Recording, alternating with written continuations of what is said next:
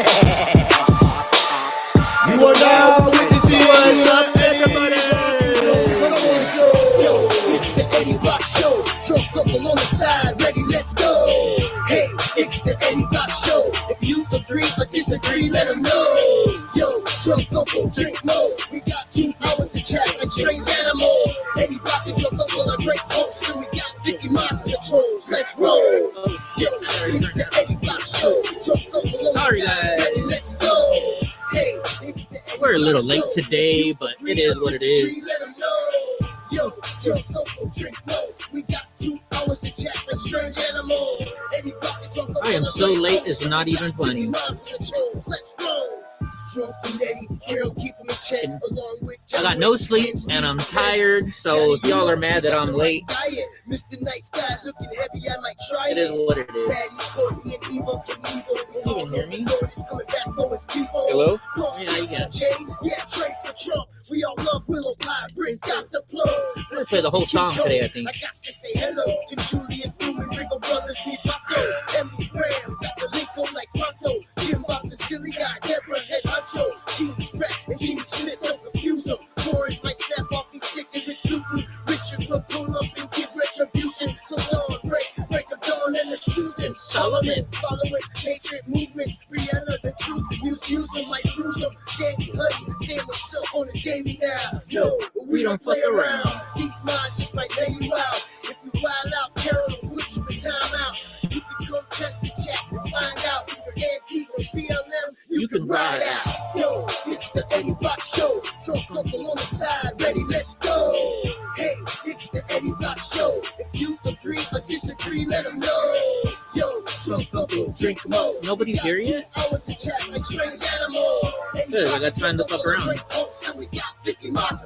Dude, we just got home. You had breakfast with me, you had lunch with me, now you want a treat? Where is everybody? Americans got rides of Harley. Yo, MAGA sheepdog, I never sorry. This is the future, Matt Rogers and AI. We all got ready to kill and we stay fly. Ryder and AAL are here. Yo, drunk uncle, slam another beer. Lord and Teresa and Josephine. Who is everybody? Patriots, yeah, we know the team. Y'all ignoring me tonight or what? Keeping the eyes peeled. Biden sucks. Yeah, we seen it steal. Oh, there's a Trump rally on. Alexander, my lover, my mini me, you my man, bro.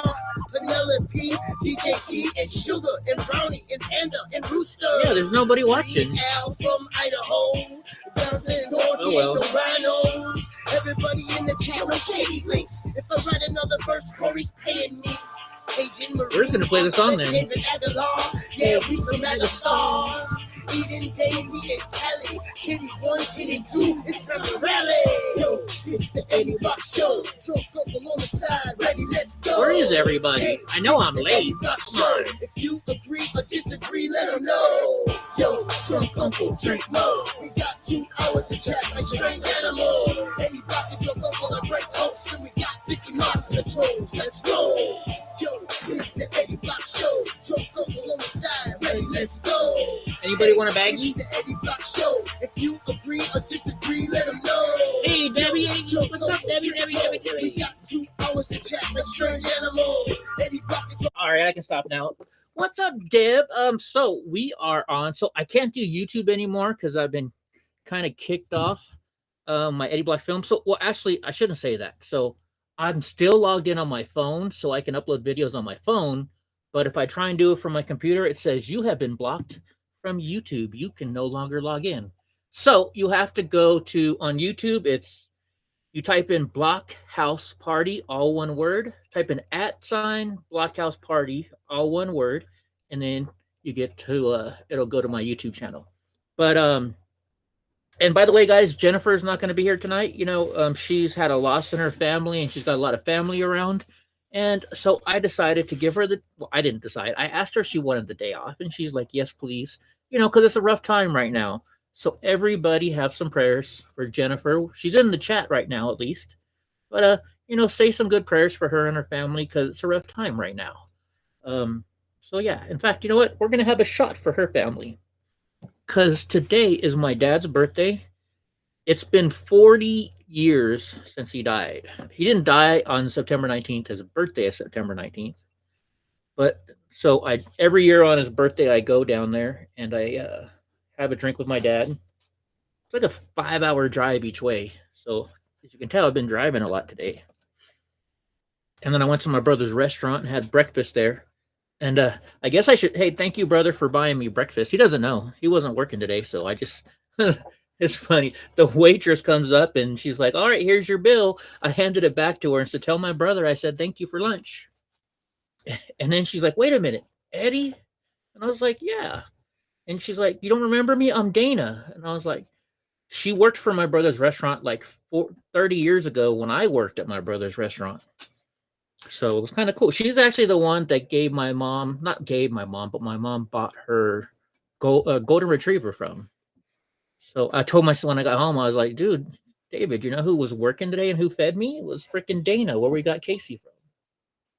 So yeah, so I went and had a little shot with my dad today.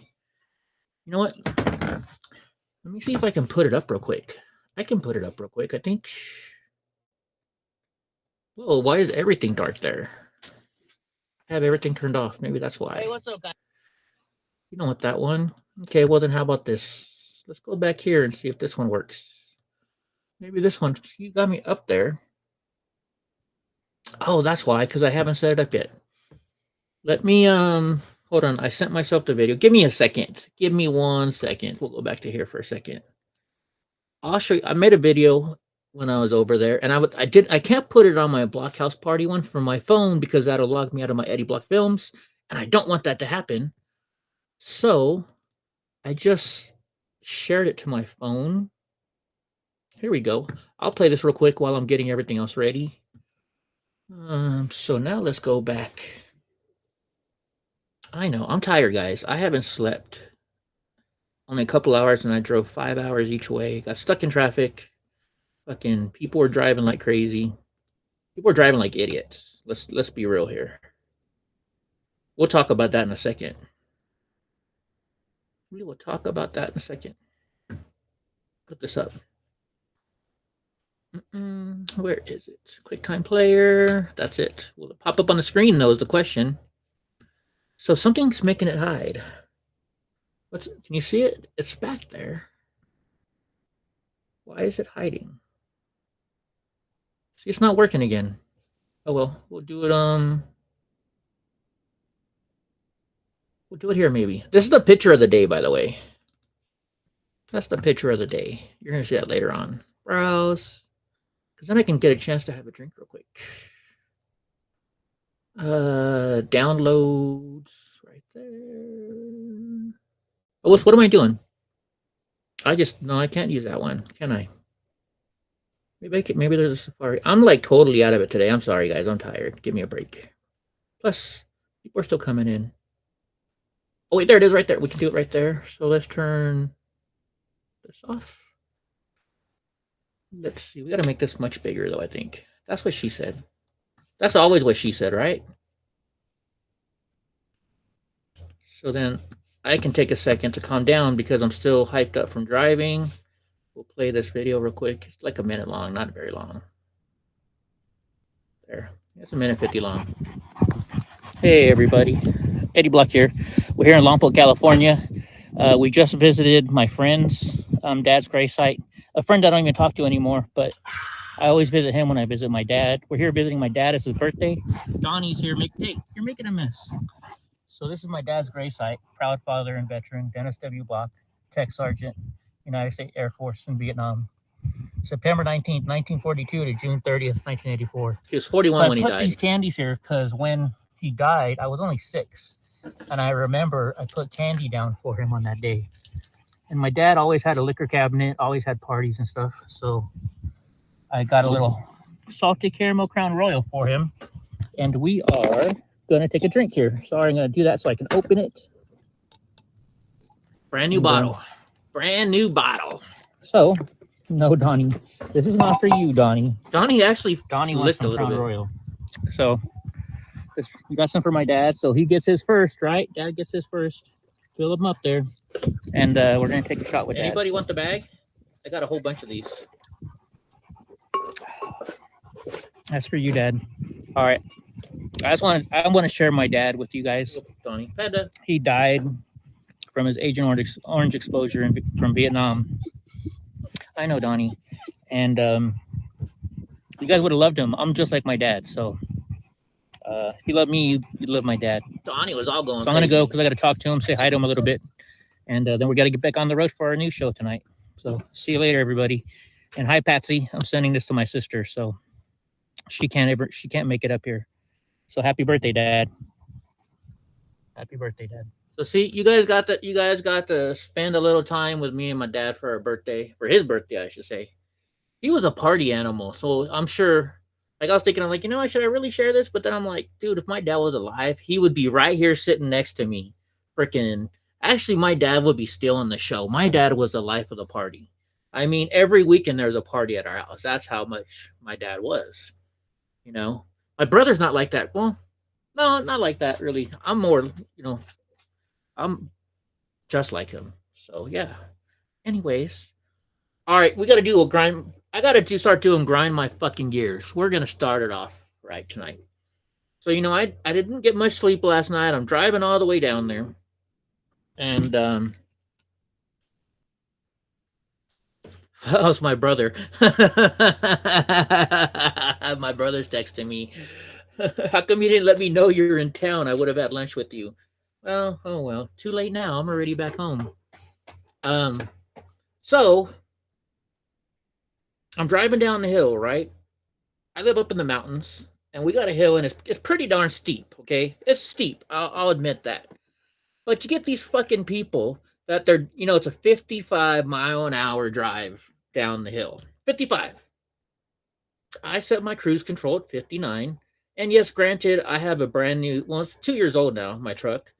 But when I set cruise control, I also have an air brake on my truck, which I set because doing all the research, it says if, and my brother's up here in Fresno. Oh my gosh. I just got home. I better tell him I just got home. I just got home. Doing my new show. Sorry, guys. But anyways, so we're driving down this hill. It's a 55-mile hill. My truck, I set it at 59, and I have an air brake on my truck. So when you set the cruise control at 59, my air brake kicks on, and I never, the fastest I'll go is like 2 miles over whatever I set it. So I stick at like 50, 59, 60 miles an hour. So, this lady's in front of me. I'm guessing, I think it was a lady. And she's doing 40 miles an hour. 40 miles an hour with her foot on the brake the whole way down the hill. Right? I'm like, and I'm running late already as it is. It's like, come on, lady, just do this. All I care is you do the speed limit. But no. Right? But get this, as soon as we get on to freaking Highway 41, this bitch is doing 90 miles an hour. But going down the hill, she does 15 miles an hour below the speed limit. Don't you hate that? Hey, Jenna, how's it going? Don't you hate that? Don't you hate that? Fucking crazy. Crazy. And then I'm coming up the same hill just now, and I'm running late, as you can tell. I didn't start till 6:20 something.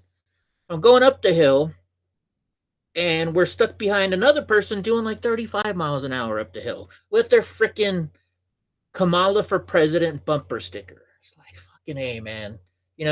I love living up here in the mountains. We got our own privacy up here. We got 4 acres. But a lot of my neighbors rent their house out on Airbnb. And so you got these people that don't know how to fucking drive in the mountains. Like, I got a 30-foot fucking trailer. Excuse my language. It's going to be a cussing day. I got a 30-foot trailer that I can put fully loaded, fill it up with water, fill it up to the max. And I can still do 80 miles an hour up this hill. Granted, I have a big-ass diesel truck, but... So this lady's going up the hill, and then as soon as we're almost done with the hill, and there's like 2 cars in front of me, then there's her, and there's like 30 cars behind me. Now she decides to slam on her brakes and pull over. Not pull over. She slams on her brake first and then pulls over. Fucking, I hate California drivers. You guys suck. You guys suck. I'm gonna start doing one of these grind my gear things. Why you hate it when they pull out in front of you and then go 10 miles an hour, right, Jenna? Thank you, thank you. And no shirt and tie tonight because, like I said, like I haven't even. I just got home. I walked in the door, turned my computer right on, and here we are because I was late, and I hate being late. So thank you, Jennifer over there in Rumble. So Jennifer's not here tonight because she has some family over. She's watching us, but she's with family because a loved one of hers passed away. So we're gonna take a shot for my dad, and we're gonna take a shot for Jennifer's family member that passed away recently. How does that sound? Oh, thank you, Jennifer, for Diesel and Puppy. Oh, wait, speaking of that, okay, before I do this, since she brought up Diesel, so I'm running late, you know. I pull into Costco to get some diesel because I have like 5 miles till empty. And then I still got to come up the mountain. So I stop at Costco. I get out. I put the diesel pump in the truck or whatever, you know, the handle, you know, the nozzle. And then, you know, Donnie has to get out with me. So we get out. Some lady's like, oh my gosh, he's so cute. And, you know, I always let people pet Donnie. So I'm like, hey, let's go. Would you like to pet him? And she's like, sure. So I walk over there and she's talking and talking. Then another person comes over and pets him. So it was like 5 minutes. So I walk back over to the pump and it's not turned on. So I'm like, cool, it's done. Take it off, put it in. I hate looking at the prices. You know, it's always like over $100. So I get in the truck, I turn it on, and I start to pull away. And then I look down. I'm like, how's it still fucking empty? How's it still empty? Well, I can't back up now because somebody's already backing in with me. So I had to drive out of the parking lot, come back to the loop, get in the Costco line again like an idiot, and fill up. But it was cheaper today. I only had to pay $130 for a full tank of diesel. About 6 months ago, that full tank of diesel cost me $175. So I saved $45 today. That's the way we're going to look at it. But anyway, so this is for Jennifer, her family member that passed away. This is for Jennifer because she's had her family. We'll do two. We'll do one for her, one for me. How about that? By the way, if you guys have never had salted caramel Crown Royal, this stuff is the best. So Jennifer, that's for you and your family. I hope you're feeling better. She'll be back on actually tomorrow night. You can watch her on the business. I can't remember it right now. But if you know Off Label Podcast, they have another a sister channel called Business Podcast or something like that. She'll be on that show tomorrow. So go watch her. Go check her out. And now we'll do a shot for my dad's birthday. He would have been, let's see, he was born in 1942. About 60, 70, 80. He would have been 84 today. Happy birthday, Dad. Happy birthday.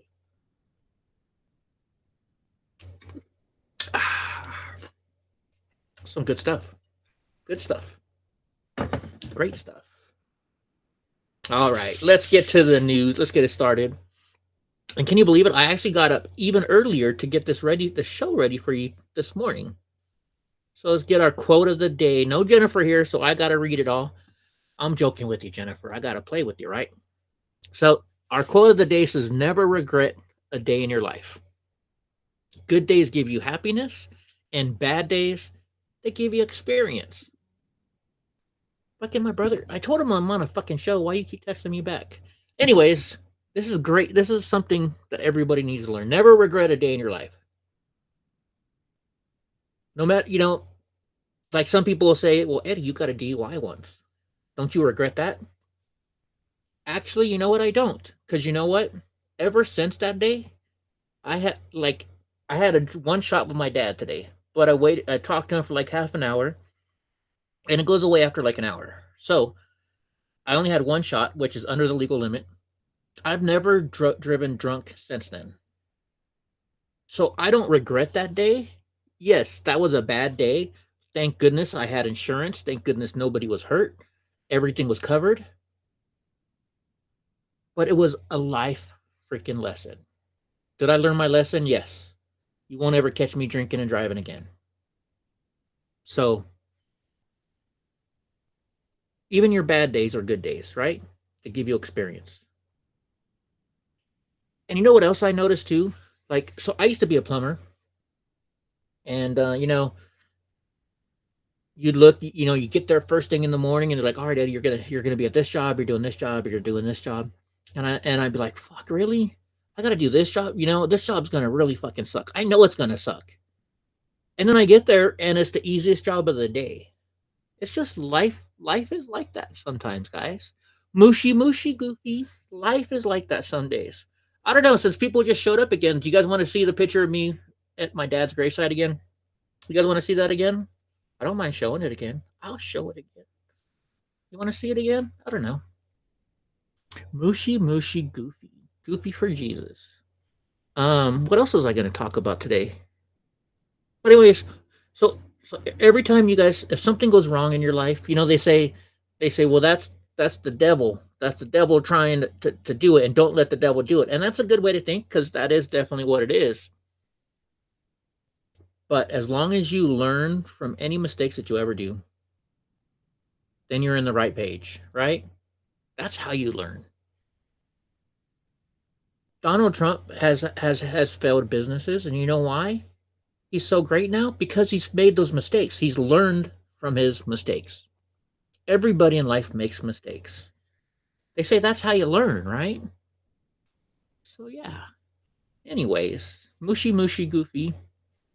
For those of you that were in Rob's chat, and Rob was like, "Are those Now or Laters on my dad's gravesite?" Yes, they were. They were Now or Laters. So I'll explain it to you. What's up, Schwilly dude?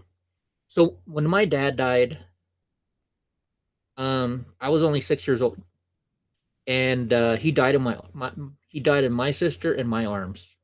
Um, so I was really young, and we went to the funeral, and then we went to the cemetery, and it was a military burial, right? And he wanted to be cremated, so he had this little hole in the ground, and they had the ashes up there in the box. And being a little kid, I had candy in my pocket, and there was nothing I could give my dad to go. I was saying goodbye to my dad, so I had Now or Laters in my pocket. So I took the Now or Laters out, and I put them down in the grave where they were going to bury him. So every year this is the first time I've actually done it. I've done it a couple other times. I haven't done it enough. But today when I was at the store getting the Crown Royal salted caramel for my dad, I said, you know what? I should get some Now or Laters. I haven't done that in a while. So I bought some Now or Laters. I gave some to him, and I took some home with me. Even though I'm on a diet. It's going to be a cheat day for me today already. So yeah. In fact, it's one, I don't know if a lot of people have seen this. So let me look this up real quick. Just because it is my dad's birthday. And my dad, even though he died when I was 6 years old, he meant the world to me. So I'm going to show you. I made a documentary. This is like my very first documentary starting out in college. So this is like first year documentary. And I actually need to fix it. It's not that good. I got to do a better version of it. But it's heartwarming. And I'm going to show it to you guys because it's my dad's birthday, and we'll show it to you in honor of my dad. Because my dad died and my sister in my arms, he died in 1984. My sister has not been to the gravesite since we put him down because he died in our arms, and she cannot handle the stress of going to his gravesite. So every year when I go there, when I go there for her, and I take a picture and I send it to her. And like today, she just texted me back, "Yummy, Crown Royal. I love Crown Royal apple." And I was like, "Sister, we got to start drinking together." Hold on, I'm trying to find this here. Why is this not here now? Oh, here it is. Sorry. Over the weekend, I'm gonna fix all this stuff up for you guys, so it'll be much better. Oh wait, it's in the wrong one. I can't do it there. We got to do it over here next because I'm in Safari. Sorry guys, I got to switch it over. But that's okay. It'll only take me a second to do this. Let me go copy link address. We'll go over here to Safari. Add a new one so we don't mess up our whole entire news stuff. And yes, I'll get to the news. I'm sorry, but I'm celebrating my dad's birthday, and we're gonna celebrate my dad's birthday, right? Hopefully, this isn't too bad for me because this is kind of embarrassing. I'll tell you right now, I'm embarrassed sometimes when I watch this because it's sad and I don't handle it very well. But I'm gonna show it to you guys anyways, because I'm a real man and I can be able to show emotions, right? So I'm gonna show this to you. I made this documentary for college. Actually, I didn't make this for college, but I made it for all the people that are suffering from Agent Orange. Agent Orange sucks. If you know somebody who's dealt with Agent Orange, it's killed many people. It has also a lot of people have Parkinson's. You know, I had a friend who just died of Parkinson's disease, which they say it was caused by his Agent Orange exposure. My dad died at 41 from Agent Orange exposure. If you don't know, I have Agent Orange coursing through my body. Oh, I forgot to put the chat up for you guys. I have Agent Orange. Agent Orange is all over me right now. Like it's inside of me. They say I have Agent Orange exposure. Sorry, I'm rambling, aren't I? But anyways, so spinal bifida, and there's 16 birth defects that are caused by Agent Orange exposure to a parent. I have 8 of them. So I applied for Agent Orange benefits in 1996. The government denied me. They denied me. I filed like every couple of months because they would deny me. First, they're like, you don't have spinal bifida. Then they're like, your dad was never in Vietnam. Then they'd be like, well, your dad was in Vietnam, but you don't have spinal bifida. And I'm like, I have 8 of the 16 fucking birth defects. That's not a fucking coincidence. My dad died of a heart attack at 41. My aunts and uncles are all still alive right now in their fucking 80s. It doesn't make sense that my dad died at 41 years old of a heart attack in my arms, right?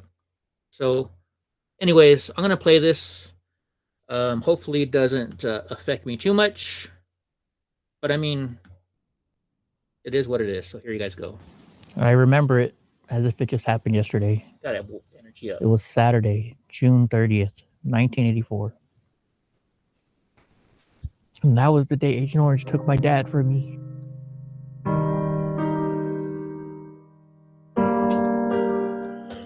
This is actually the first documentary I ever made.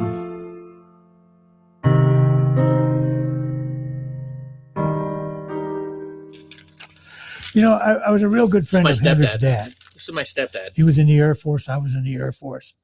And we spoke about the Air Force periodically. I'm sorry, Goofy. He knew that I was medically discharged from the Air Force when I got hurt and stuff like that. I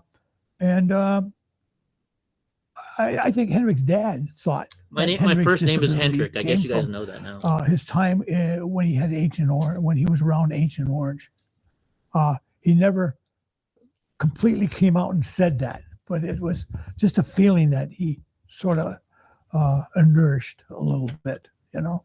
At the airport, we'd be dropping off good friend of mine, soldiers for detail, and they'd be loading up barrels.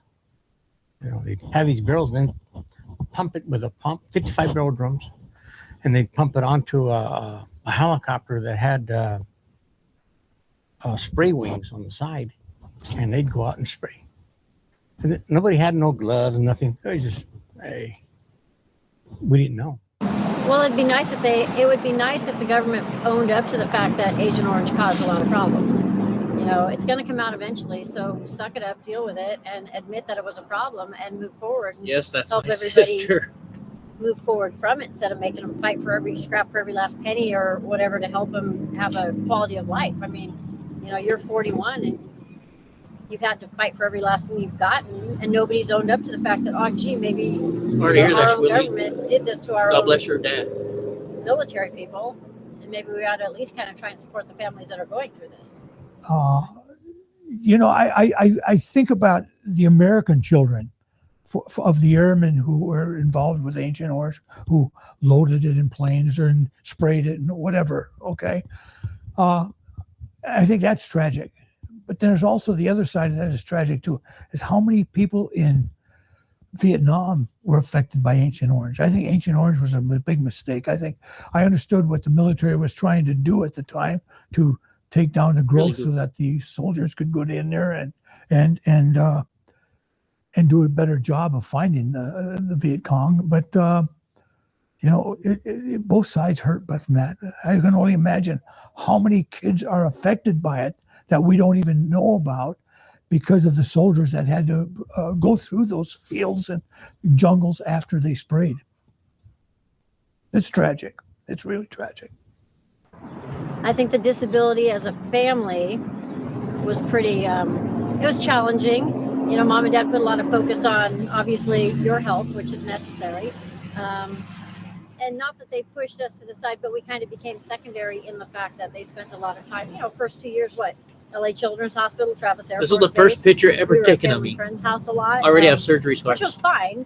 It just made for a very challenging Thanks, Jenna. challenging family unit.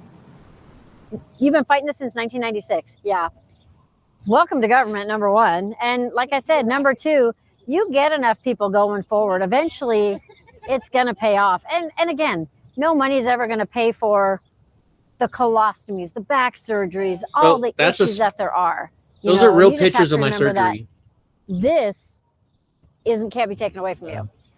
The Saturday was different. My dad walked in. He had a heart attack a few months earlier. And so he walked in out of breath, and he walked over to the cabinet and got his heart pills. It was still hard to watch. Then he walked over to the dining room table, I think, to grab his coffee. And all I remember is hearing him fall and hit the coffee table and my sister scream. And I looked over and just seen him on the floor. So I crawled while I was screaming all the way to the back to get my mom. I couldn't walk at the time. And my mom comes running out. And they start working on my dad, trying to give him CPR. And they're doing the compressions, and I hear somebody yell, he swallowed his tongue, and I just remember my mom yelling at him, saying, "Don't you die. Don't you dare die, you son of a bitch." And I know she wasn't saying it in a bad way. That's not what she was saying. She was just in the heat of the motion, the heat of the moment, saying, don't you die. But he did. Right there in front of my sister, my mom, and I was only 6 years old.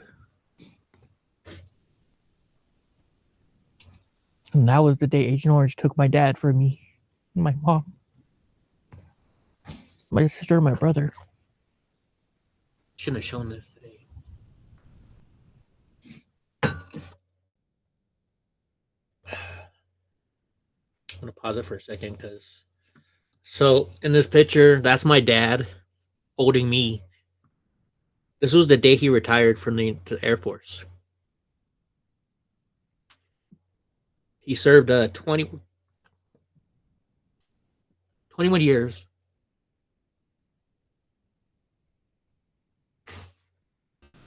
And that's me with the little devil face. Here's my sister. So my sister is 8 years older than me. She's the one in the middle in front of my dad. And that's my brother. He's 10 years older than me. We have different moms, but we have the same dad. And then the lady with the long hair, that's my Dutch mother. She's from Holland. And then the older couple, that's my grandma and grandpa on my dad's side. So this was the day my dad retired. He retired. He joined in 1959. And he retired in 1981. And he died 3 years later from his military career. And then about 10 years ago, my mom died from cancer. So I think I show a picture of my mom right here. Yeah, so I did it in honor of my mom. That was my mom when she had cancer. See all the stuff in the background? She used to make all that stuff. My mom made everything and anything crafts. She had sewing machines. She had quilting machines. She taught a quilting and sewing machine class. So yeah. And yes, I'm trying to give myself some time before I come on camera. But this was the very first documentary I ever made. I was gonna do stories of Agent Orange for everybody, and I just couldn't do it. I couldn't do it anymore. That's why I'm doing the Remdesivir documentaries for all the people that have died because of. I can't say it because we're on YouTube, but you all know what I'm talking about. Anyways, all right, let's get back to the news. There we go. Where am I? Where am I? All right, we're on the news now. So Donald Trump holds his very first rally since the second assassination attempt. Former President Donald Trump returned to his home state to hold a rally in Long Island, New York, with 48 days left in the election day. Oh, wait, I forgot. That's in the background. You know what? I'll leave that in the background. I don't care. That's a good background to have on there, right? I was like halfway asleep when I made this. So give me a second here. So there was a huge crowd. And they said there was tons and tons of people. Such a huge crowd.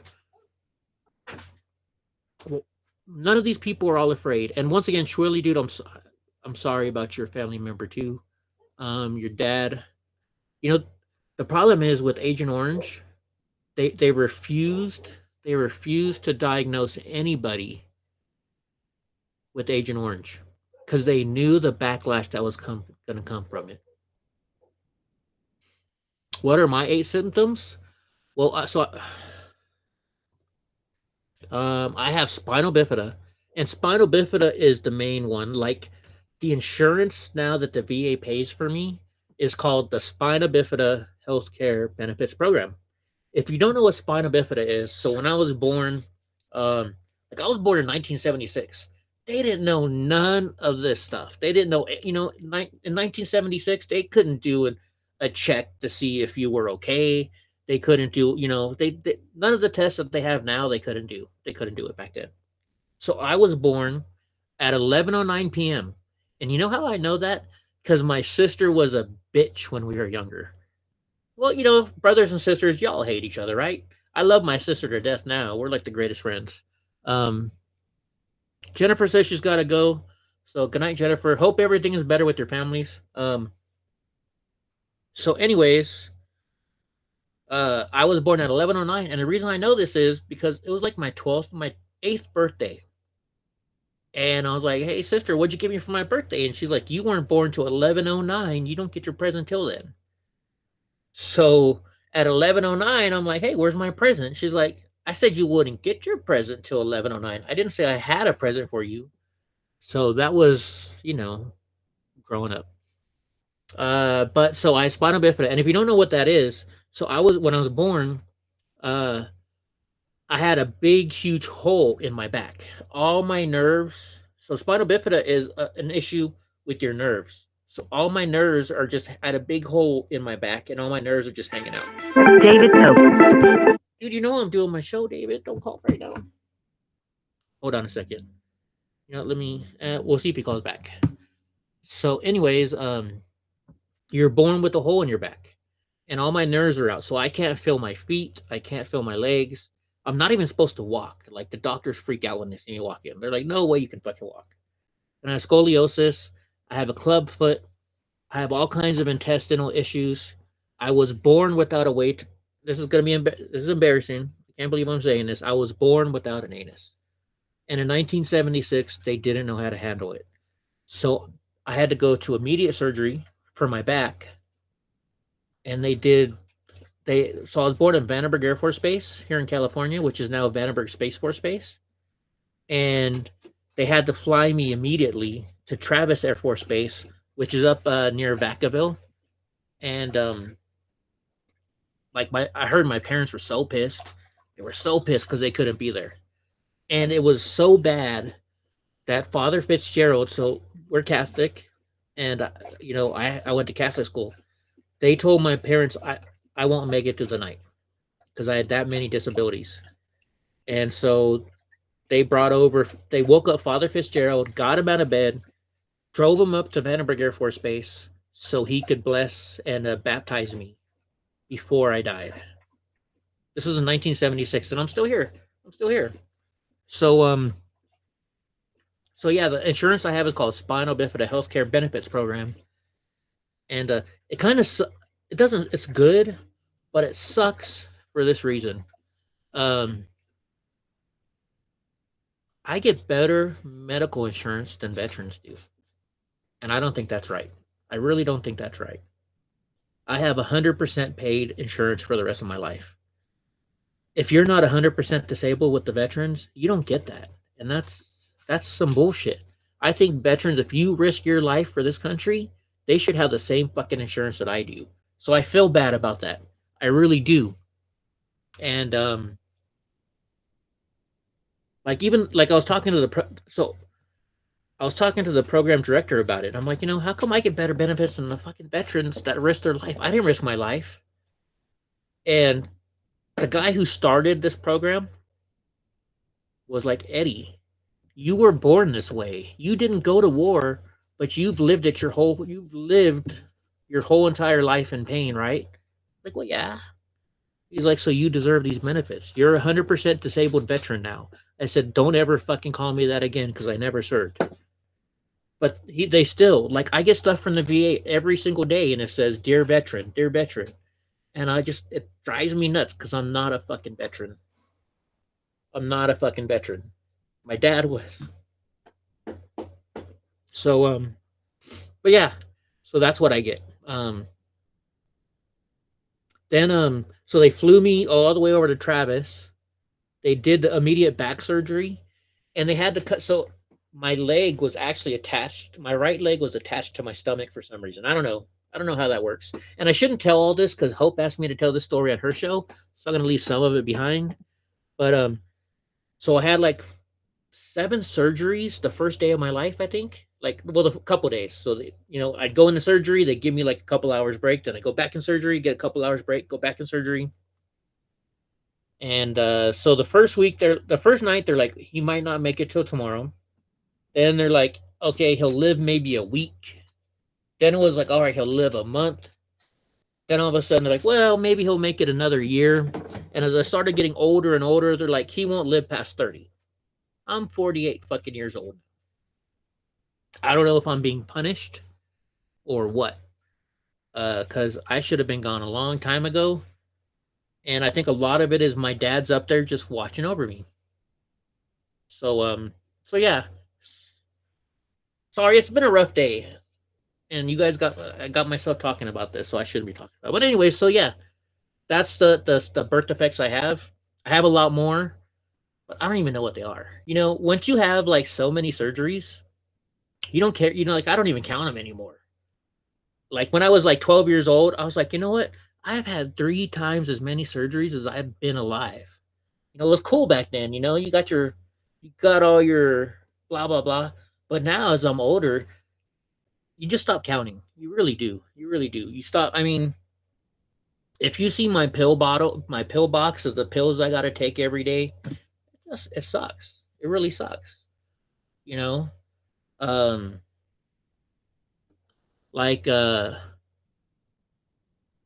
had to go to Kaiser, and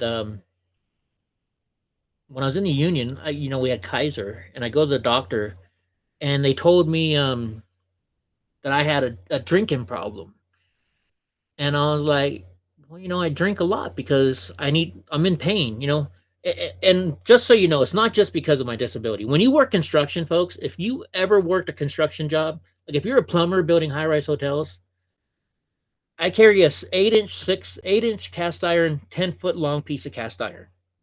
I was 120 pounds carrying 8-inch cast iron pipe all day long. That's your job. You got to put this pipe on your shoulder, carry it up a couple flights of stairs, put it in the ceiling, hook it up, and go. And every day I get out of work and I go, and all the carpenters, the first thing you see them get in their truck, and they're like this. You look over every single carpenter, every framer, every brick guy, every plumber, anybody that works construction. It's such hard work that the minute they get in their truck, they've got a bottle like this, and they're doing that, or they're doing or they're drinking their beer, right? And at first I was like, oh, that's just a mantra. Construction guys, they like to drink. And because I'm always in pain. So I was like, no, I'm just in pain from my disability. But no, construction is such a hard job on people that this is how they get rid of the pain, right? Because if you ask for pain meds, oh, you're a fucking drug addict, right? And then, you'll look every morning when you see a construction guy going to work, they'll have their soda, they'll have their Celsius energy drink or something like that. And then they got a bottle of Advil. You know why? Because it's such a painful fucking job. And then you add back pain and stuff like that. Like, hold on, let me I know I'm supposed to be doing the news today. It's been a sad day, so I'm doing that. Where did I go? No, which one did I use? All right, so I'm gonna show you. No, that's not it. Wait, that is the video, isn't it? Isn't that the video? No.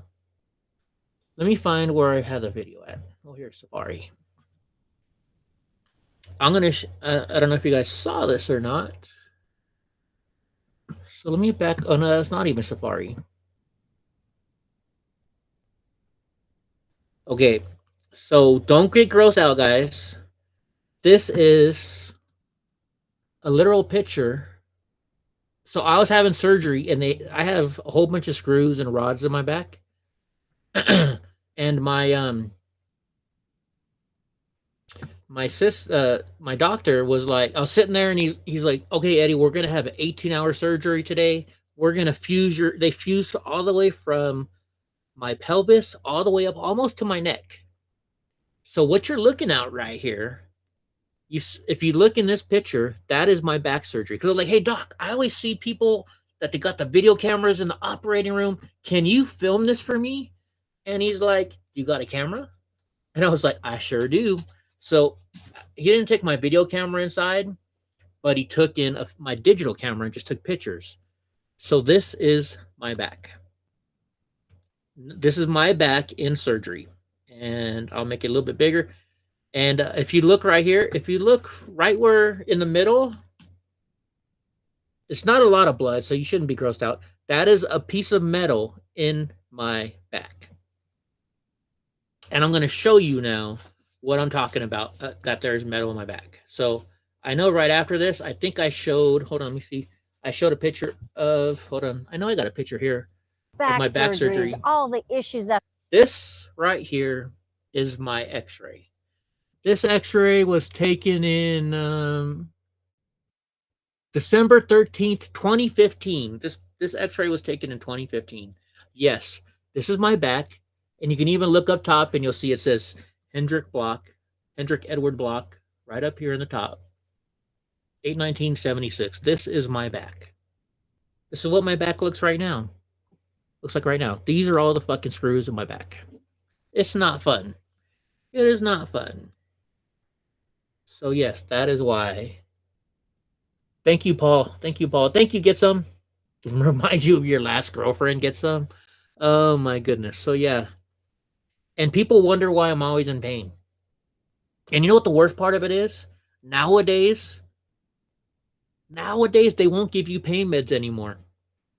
I'm allowed one number 10 oxycodone a day for my pain. Last year, they were giving me two oxycodone, 2 morphine, and 2 Valium every 4 hours for the pain. But because all these people are abusing these drugs, people like me that really need these pain meds, we don't get them.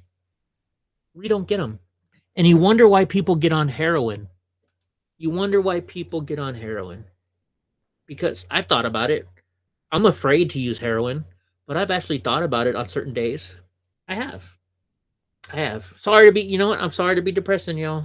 So we'll get back to the news. But all I can say is this. If you can't get pain meds, this kind of stuff right here is your best friend.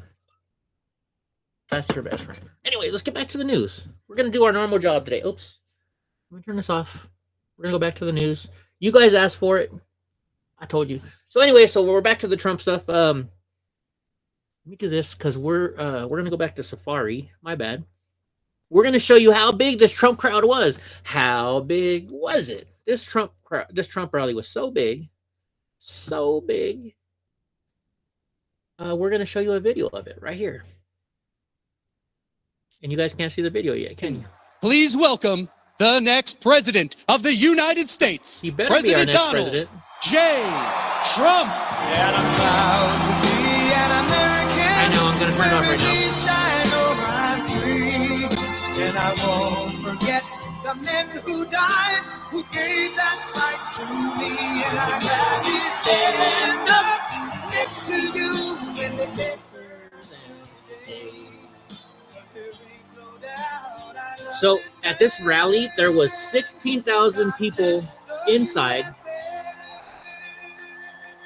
16,000 people were inside this rally, and there was 50,000 plus people waiting outside to try and get in. How many people tried to shoot Donald J. Trump? How many people tried to blow him up? They might even be using these new electronic lasers to hurt people's eyes. They love our president so much, and they trust him so much that there was 50,000 people waiting outside. 50. But yet,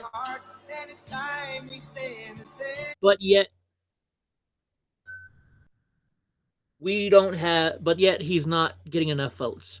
I call BS. We all know election integrity happened last time. You get 25 mics per hour fentanyl patch? Wow. I'm jealous. You're in a wheelchair. Schwilly, dude, I'm so sorry about that. I really am. I'm really sorry you're in that much pain. I really am. I wish I could help you out somehow.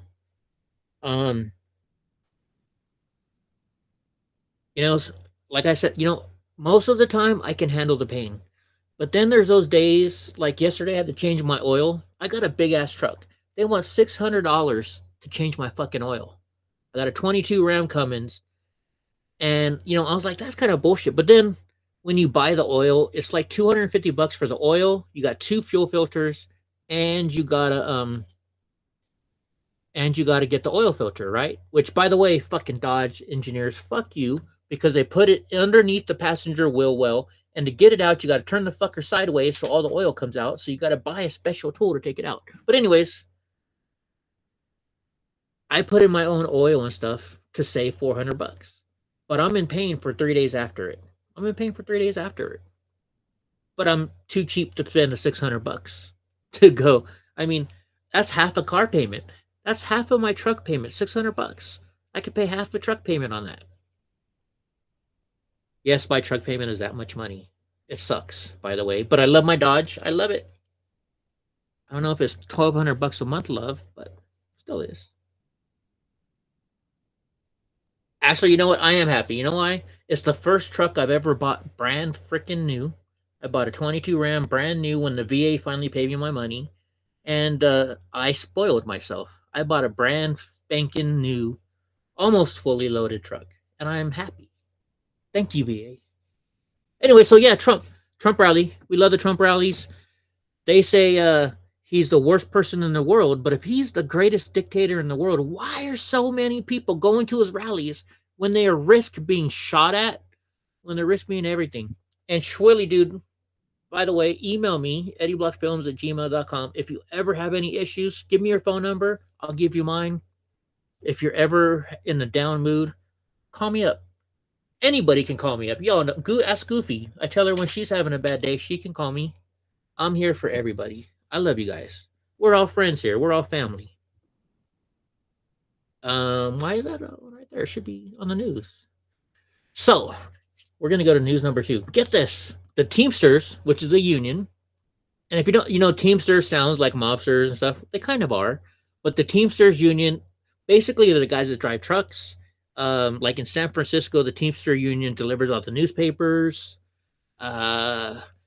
Basically anything to do with delivery vehicles, the Teamsters union is where it's at. Oh, you guys don't have chat. That's right. I turned the chat off. So the Teamsters union declined to endorse any candidate. And here's why. They did an internal polling. And their internal polling indicated that they had an overwhelming support for President Trump. says right here, massive blow to Kamala Harris. And this is from the Washington Post. For the first time in nearly 3 decades, the International Brotherhood of Teamsters won't endorse a candidate in the presidential race. A blow to the Democratic Party, which has reliably received the union's approval for years. The Teamsters confirmed their decision not to endorse them on Wednesday. Jimmy Hoffa. Yeah, Jimmy Hoffa, right? So I was in the San Francisco Plumbing Union, and I remember every election, we would get a little envelope in the mail, or sometimes it came with your paycheck, and it said, here's who we suggest you vote for. It was blue all the way down the line, because they're a union, right? They're a union. And I wasn't into politics back then. I was just a dumb fucking plumber, you know? I was a dumb plumber making over $100 an hour. That's the one good thing about unions. I've made over $100 an hour. I had the no co-pays. I had the greatest insurance. Yes, they took very good care of me. But I also noticed how bad it was. Like, for example, we had this kid that would come that he came in, and he was just an apprentice, but he screwed everything up. He was lazy. He wouldn't fucking work. He had Sagittarius tattooed across his neck, and it was spelled wrong. He spelled the tattoo guy spelled Sagittarius wrong. I shit you not. So this guy was doing a shitty job. We sent him back to the union hall, but at that time it was 2004. We were really freaking pumping up. You know, there was a lot of construction. There was no job. There was nobody on the list. And the way the union works is you send somebody there, then number one person on the list would come to your job, unless you had some pull. Like me, I wasn't union for many years. They came to me, and I got a really good deal. So like at that time, so I was making $104 an hour. So that means starting journeyman wages was 57. No, 50, 53, 50, something like that. They said, Eddie, you're such a great plumber. We'll pay you double. And so, I mean, I didn't like unions back then. You know, I'd worked non-union my whole life. And I said, you know, I was getting paid like $40 an hour. I said, wait, you're telling me you're going to pay me $104 an hour? He's like, plus benefits. I couldn't say no, right? I couldn't say no. And so I did it, and I joined the union. But anyway, so this kid, you know, we sent him off, did a shitty fucking job. He was the worst fucking apprentice I ever had. The next day, we're expecting a new apprentice to come out, but because there was nobody on the list, he came right fucking back. That's how unions work. It's not how good of a job you do. It's not based on how good you are. It's based on where you are on the list. I don't know if it's like that anymore, but I'm pretty sure that's how it works.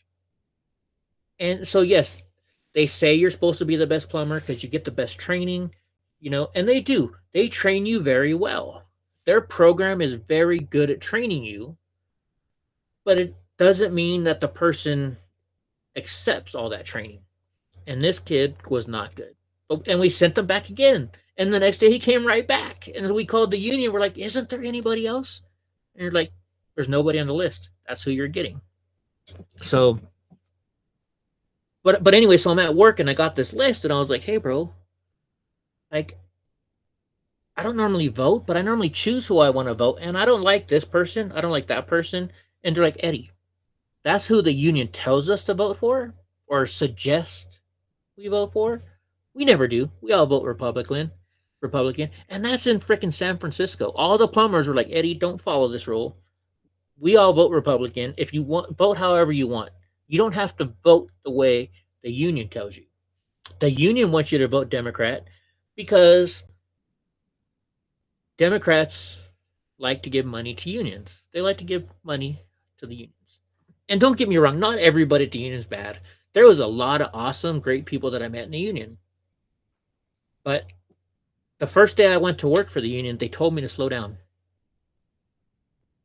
And I'm like, you want me to slow down? They're like, yeah, you're making us all look bad.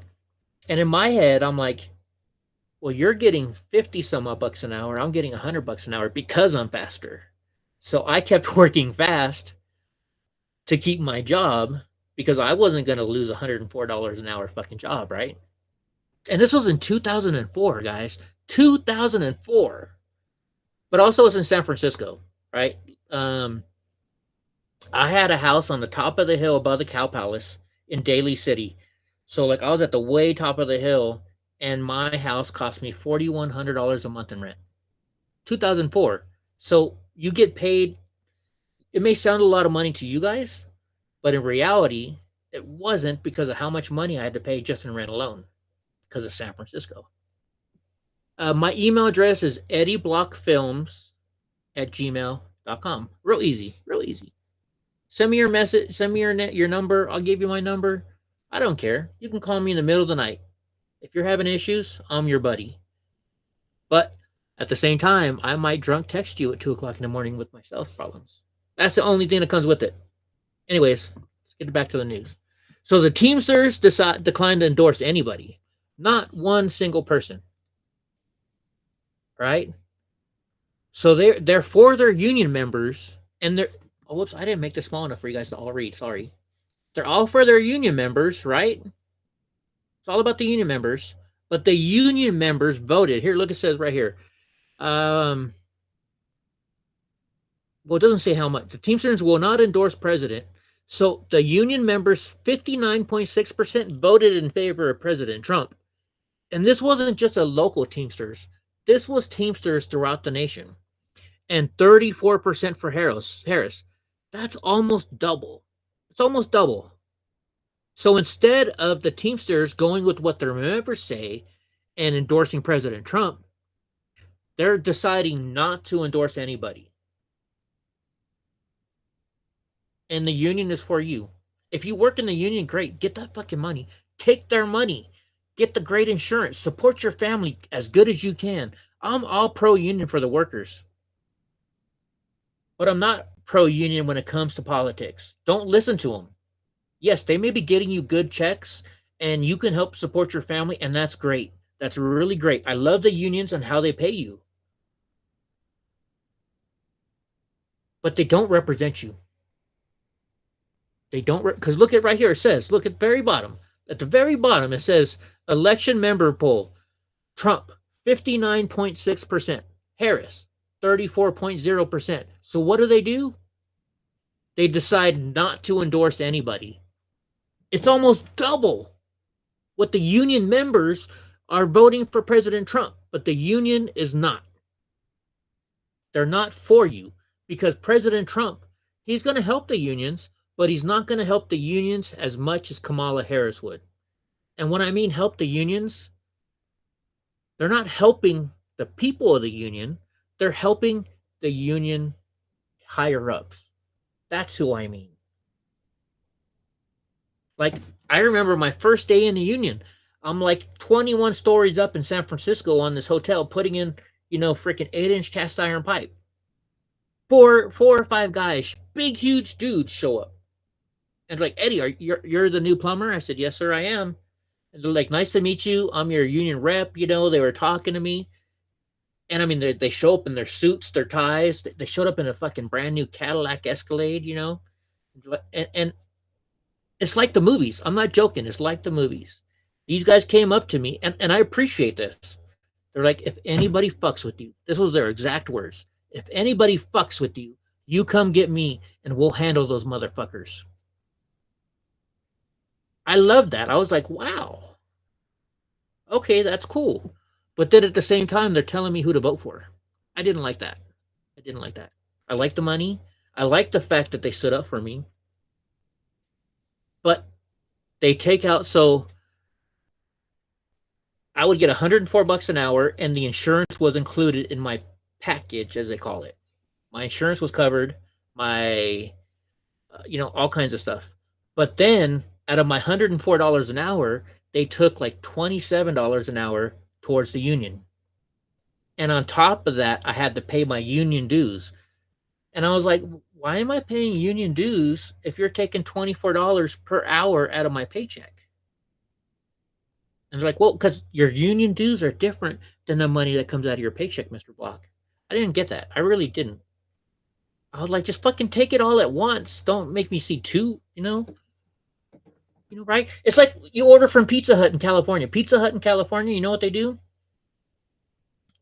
So, you watch the TV ads and they're like, hey, we got the specials, $19.99. You call them up, like, well, in California, it's not $19.99, it's $21.99. So you're already pissed off, right? And then they add on top of you a $5 delivery for you to get your pizza out to you. It's like, just fucking add the $5.99 in the price so I don't see it. I don't get that shit. But it's all about the advertising. Yeah, you're going to make $104 an hour. Well, no, you're really not, because they take out $25 an hour. So you're really only making $79 an hour. Which, don't get me wrong, I loved the pay. I did.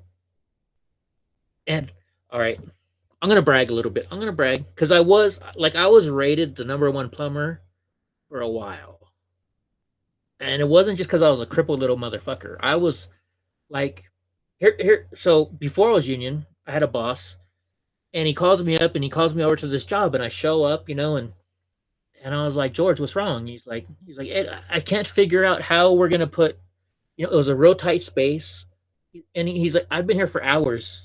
I don't know how we're going to fit everything in this little space. And I was only there for like 20 seconds. And I was like, well, you put a Santee right there. You put a long sweep 90 there. You put a 45 there, and it works. And he looked at me. He's like, you little motherfucker, I've been here for hours. You walk in and 10 seconds later, you know how to put it in. I was like, George, that's why you pay me $104 an hour. And so, yes, I was rated the #1 plumber in San Francisco by PG&E, Pacific Gas and Electric, for gas lines and also for drain lines from another company. Yes, I'm bragging. I'm a little crippled motherfucker that was the best plumber in the whole city. You gotta brag about that, right? Anyways, so where I was going with this? We're on news number 3, right? Number 3? No, news number. Yeah. So, anyways. The unions are there to make the unions money, but they're not there specifically to speak for you. Yes, they're going to get you more money, but at what cost? If you got Kamala Harris in there, our country is going to go to hell.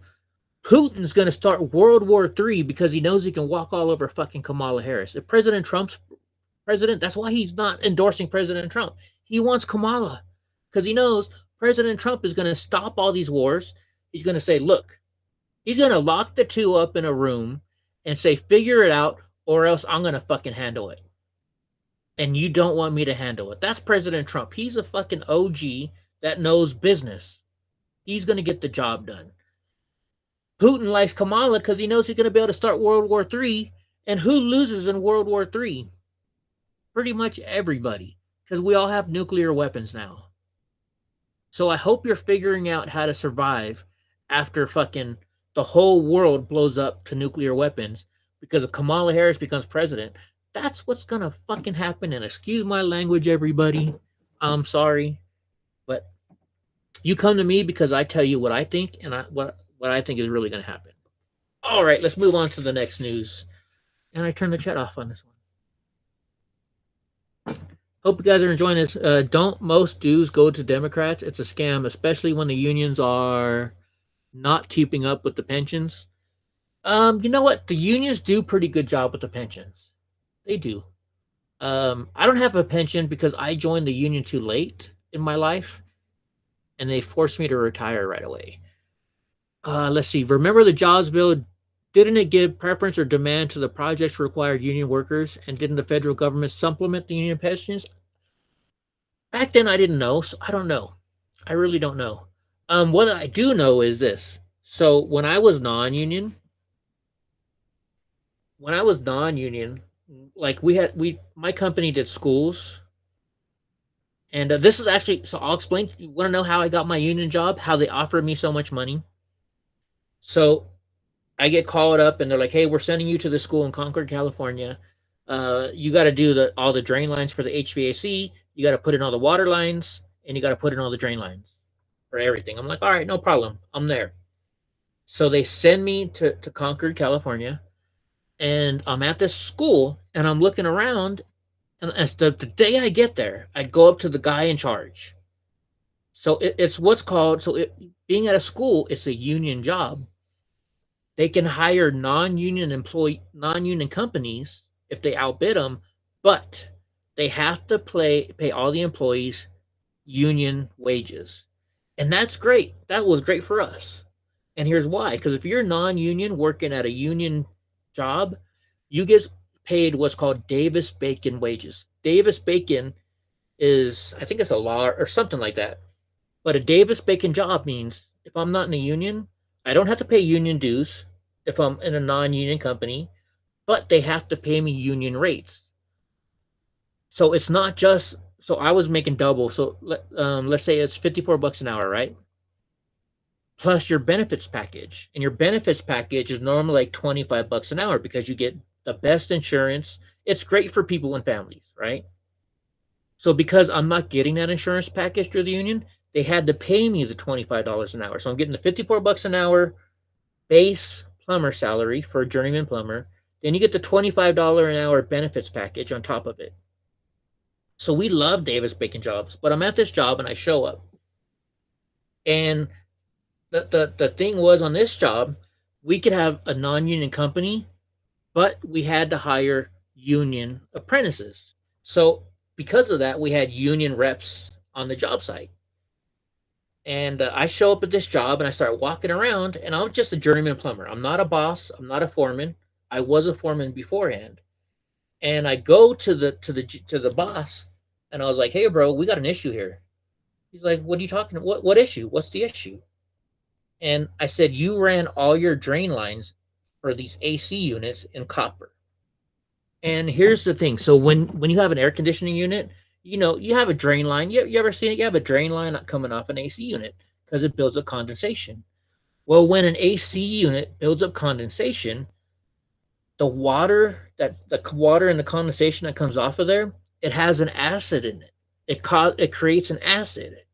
And if you put that through a copper drain line, it'll eat through the copper. It won't do it right away. You're supposed to use a special kind of copper. And so I went to the boss. I'm like, "Bro, you put everything in copper. You put in M copper, which is the thinnest fucking copper you can get. You're supposed to use K copper. K copper is a lot thicker and it'll last longer." I said, "You guys did it all in the fucking M. It should have been either in K. And what's better is you put it in PVC. So you put PVC in there because the acid doesn't eat through the PVC." What's up, Cajun? I know we're learning stuff here today on Eddie Block Films. And the general contractor, I went to my boss and the general contractor, and they're like, "You know what? You're a fucking idiot. You're just a journeyman plumber. I'm the fucking boss. Fuck you. Just fucking put the copper in like I told you to." I was like, "All right." So I put in the copper, right? I did my job, what they paid me to do. Then the inspector comes out. And the inspector walks on the job, and he walks up to one unit and he looks at the general. And he's like, "Did you guys put copper in all these fucking pipes?" I'm like, "Yeah." He's like, "Did you put M copper in all these fucking pipes?" I'm like, "Yeah." So there's M, which is the thinnest copper. Then there's L, which is a little bit thicker, which you normally use for water lines. And then there's K. K is the copper we use for medical facilities. It's a much thicker copper, but it costs a whole lot more money. Yeah, it was raining on my way home, Cajun. So, by the way, Teet Ange, he used to be known as Cajun Cat King, and I can't say his name right, so I still call him Cajun Cat King. So anyway, so this inspector shows up, and he's like, "I want you to rip all this fucking copper out." And I'm there, and I'm just like, I get this big old smile on my face, because I was a foreman, and, because I was running the inspection. And the inspector was like, "This is all supposed to be in either K copper or plastic. Rip every fucking one of them out." So we did 104 AC units on this school. And I didn't say nothing. I just kept quiet. And my boss was like, "What are you talking about? It's in copper. That's what we're supposed to do." And the inspector said, "Well, by code, if you're a journeyman plumber and you know your code, it says it has to be either K copper or plastic. Take it all out and put it back in either K copper or fucking plastic." And the inspector walked off the job. So I walked in the office, and my boss was like, "All right." He's like, "Eddie, you were fucking right." And the benefit of this is so we had to take all the copper out. He's like, Well, Eddie, so since you were right, you warned me. I'm going to bite the bullet, and guess what? You get to scrap all the copper. Think about this: 108 AC units with all. I think I went and I took in like 2,000 pounds of copper at like $1. Back then, it was like $1.98 scrap. So I made like 3,500 bucks. I took everybody out to lunch. And when the union saw what happened and how I told every one of my bosses that they were fucking wrong, and they said, Eddie, shut the fuck up. You don't know what you're talking about. The union looked at me and they started asking me questions. They're like, hey, how come you do this? How come you do that? They realized how good of a plumber I was. They hired me instantly and paid me double union fucking scale. Yes, I'm bragging. But I'm Eddie. I brag all the time. All right, moving on. Moving on. The GOP-led House votes against spending bill combined with the SAVE Act. You guys know what the SAVE Act is? So the SAVE Act, well, I'll tell you that in a second. The Daily Wire says, with the potential government shutdown looming in less than 2 weeks, the Republican-led House rejected on Wednesday a 6-month spending measure combined with reforms meant to help prevent non-citizens from voting in elections. Non-citizens from voting. What's wrong with that? I'm a citizen. I don't want no non-citizen voting. It says a total of 220 members, including 14 Republicans, rhinos, and 206 Democrats, voted against a proposal backed by Speaker Mike Johnson. Why? 14 fucking rhinos voted against this because they want illegal aliens to vote? Why do illegal aliens deserve to vote? They're not here legally. They broke the law to come into this fucking country. Yes, I am kind of a big deal goofy. They voted against. They want illegals to vote. Why do you think they want illegals to vote? Because the Democrats give them everything for free. They came here from a country because they know they're going to get shit for free. They show up at the border and they say, I claim, I was threatened in my country and I can't live there anymore and please help. So they give them a nice big envelope. It's like an Italian guy showing up. Here's your envelope with money. Then they give them another envelope with plane tickets to get on a plane. They say, where do you want to go? And they send them wherever the fuck they want to go. So they give them a plane ticket. And then they give them priority boarding on this plane ticket. So you come in this country, you get a big stack of cash, you get a plane ticket to wherever you want in the fucking country, and then you can get on welfare and stuff, and all they do is they tell you this: hey, remember, we're the Democrats. We gave this to you when you vote, and we're going to show you how to vote. We're going to give you a little piece of paper here so you can vote. So you can vote Democrat. Remember, because we're the ones that give you money, the Republicans want to kick you out of this country. That's why they do it. To get the fucking votes, folks.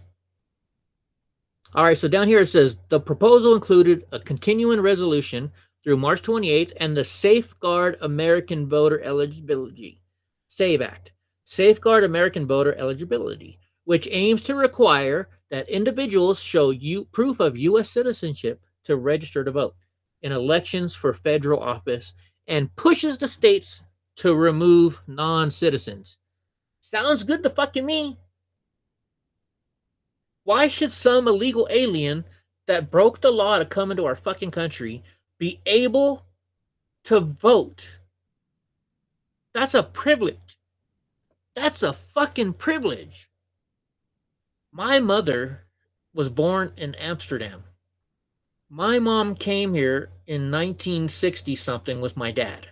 My dad was in the Air Force. He was stationed at Camp New Amsterdam. He met my mother, who was training to become a helicopter pilot in the Dutch. I don't know. I always get it mixed up. I don't know if it's Air Force or whatever they have over there. My mom fell madly in love with my dad. My dad fell madly in love with my mom. And he was transferred back to the United States, to Vandenberg Air Force Base. My mom came with them. She fulfilled her time in the service in Holland. And it took her 7 years to become an American citizen. My mom, before she died, all the time would tell me the greatest day of my life is when I became an American citizen. When I was a kid, I was like, Mom, how come you don't teach me Dutch? We're Dutch, right? How come you don't teach me Dutch, Mom? She told me, because you're a fucking American citizen and I'm not going to mess up your education. You live in America. You need to speak American. And I never understood that. I'm like, but I could know 2 languages, right? But then I started, I was dating this Mexican girl, right? And one day I asked her, I was like, Daniela, how come you can never say a full sentence in English or in Spanish? Like she'll be talking to her mom and she'll be saying in Spanish, and then she said a couple English words, right? What the fuck is that my mailbox? Is somebody trying to steal my mail right now? So, and this is what Daniela told me. She said, look, Eddie, my parents don't speak enough English, so they always spoke to me in Spanish. When I go to school, I had to speak English, so I learned English in school. But I never learned perfect English because when I go home, I speak Spanish. And I never learned perfect Spanish because when I go to school, I speak English. And because once she told me that, I was like, wow, that's why my mom never taught me Dutch. Because I live in the United States and she wanted me to learn English so I could excel in this country, which my mom from Holland said is the greatest country in the world. Her favorite and second best moment of her life is when she met President Ronald Reagan.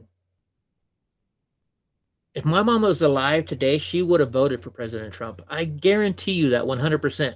Ask my aunt. My aunt votes for President Trump. My aunt loves President Trump, and she's from Holland too.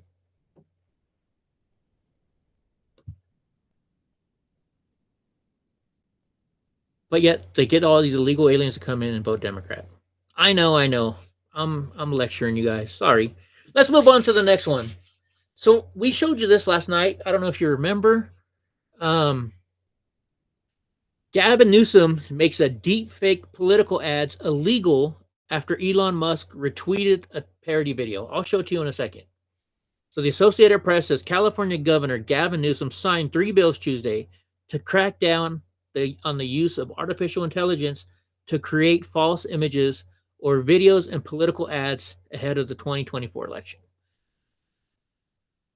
So Paul, I'm surprised that the Dems aren't claiming taxation without representation, right? So, but anyways, I don't believe this. Yes, it's funny.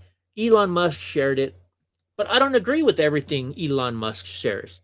So it says here in the thing, Newsom, which I call him, signed 3 bills to crack down on AI after Elon Musk shared the AI video of him. So this wasn't a long-term plan. It didn't just happen yesterday, right? Let's be real. I don't think the video is what pushed him over the top. Because you know what? Honestly, I'm scared of AI. I am very scared of AI. Aren't you scared of AI? Think about it. Remember back in the day, we could say, if I don't see the video, it didn't happen. Well, now they can show you the fucking video and it's AI and you don't know what's real and what's not. What was it last year?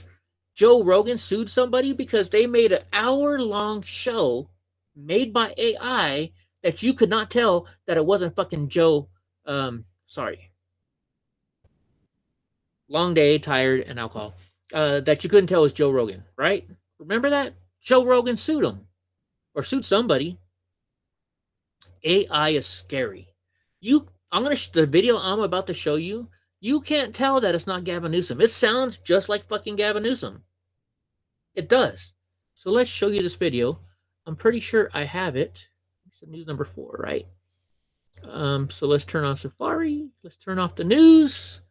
And we're going to show you this video. I forgot to show you this video. I'm sorry. This is from the Teamsters. We'll go back to that. But, oh my gosh. Where is it?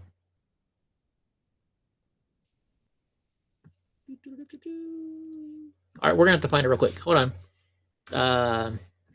AI Gavin Newsom. I thought I had this. Sorry. I did this at like 4 o'clock in the morning. Where is it? Here we go. This is it. California. me This turn is it a up. message for the people of America. Given Let me make it a little bigger for you guys. Can you guys see all that? You can see it. So this is an AI made video. It sounds just like Gavin Newsom. Hi, I'm Gavin Newsom, the governor of California. This is a message for the people of America, given in my authentically recorded, non-AI voice. Thanks to my leadership over the last several Right, years, Goofy? California has become a world leader in extremist left-wing governance. My policies were so effective that almost 1 million people are now fleeing the state. Real quick, by the way, this is AI generated. This is not a real video. It's AI generated. So I'm telling you it's AI generated. Don't arrest me, Gavin Newsom. Every year. We even ran out of U-Hauls. During the COVID pandemic, I locked everyone in their homes and shut down businesses for months. Not the French Laundry, though. That's my favorite restaurant. Last year, I cleaned up the dangerous, messy streets Does of this not San sound like Francisco. him? You know, because Chinese Communist President Xi was coming, and I really wanted to impress him. He's my boss, after all. This year, I signed legislation that allows me to take custody of your kid if you refuse to give him artificial hormones and chop off his genitals. Because if you don't do that, you're a bigot, and bigots shouldn't be allowed to have kids. I've also led the way in green energy by banning all cars that don't run on electricity. Then I banned almost all the electricity. This is smart leadership. On my watch, the cost of living and homelessness have skyrocketed. Schools are failing. Drug dealers and human traffickers are pouring across the border. And poop has covered the sidewalks of San Francisco. This is the positive, joyful vision we offer as Democrats. That's why I'm enthusiastically endorsing Kamala Harris for president in 2024. She'll do to the country everything I did in California. Anyway, I'm California Governor Gavin Newsom, and I approve this 100% real message, which is a recording of my voice without the assistance of any AI whatsoever. This isn't a deep fake, and you can rest assured that it isn't, because I just signed an unconstitutional law outlawing deep fakes. No one would dare violate it. Thank you, and science bless America. So I mean, AI is so good now. You can't say show me the fucking video, because it could be AI. It could be AI. We're in Terminator land now, folks. We really are. We really are. Remember, what was it, last year? They started saying that AI is now thinking on its own. I don't think we're far from that. I really don't. I don't think we're far from it. Okay, so we're going to go back. So remember the Teamsters Union? This is the Teamsters Union. This is from Colin Rugg. I'm not subscribed to him. I thought I was subscribed to him. I know I'm subscribed to him. Oh, I'm not logged in. That's why. Oh, subscribe. Oh, I'm not paying. I'm a cheapskate. Here's the Teamsters Union boss. Is hopeful that the Democrats. So let's play this. Whatever the critics out there, and they're very few in the leadership, whenever I get an opportunity to highlight worker, especially the Teamster worker, I'm going to take any and all venue. We asked both conventions respectively at the same time, and the Republican National Convention immediately responded to us, didn't try and edit any of our messages, and I was hopeful that the Democrats would do the same, but they didn't.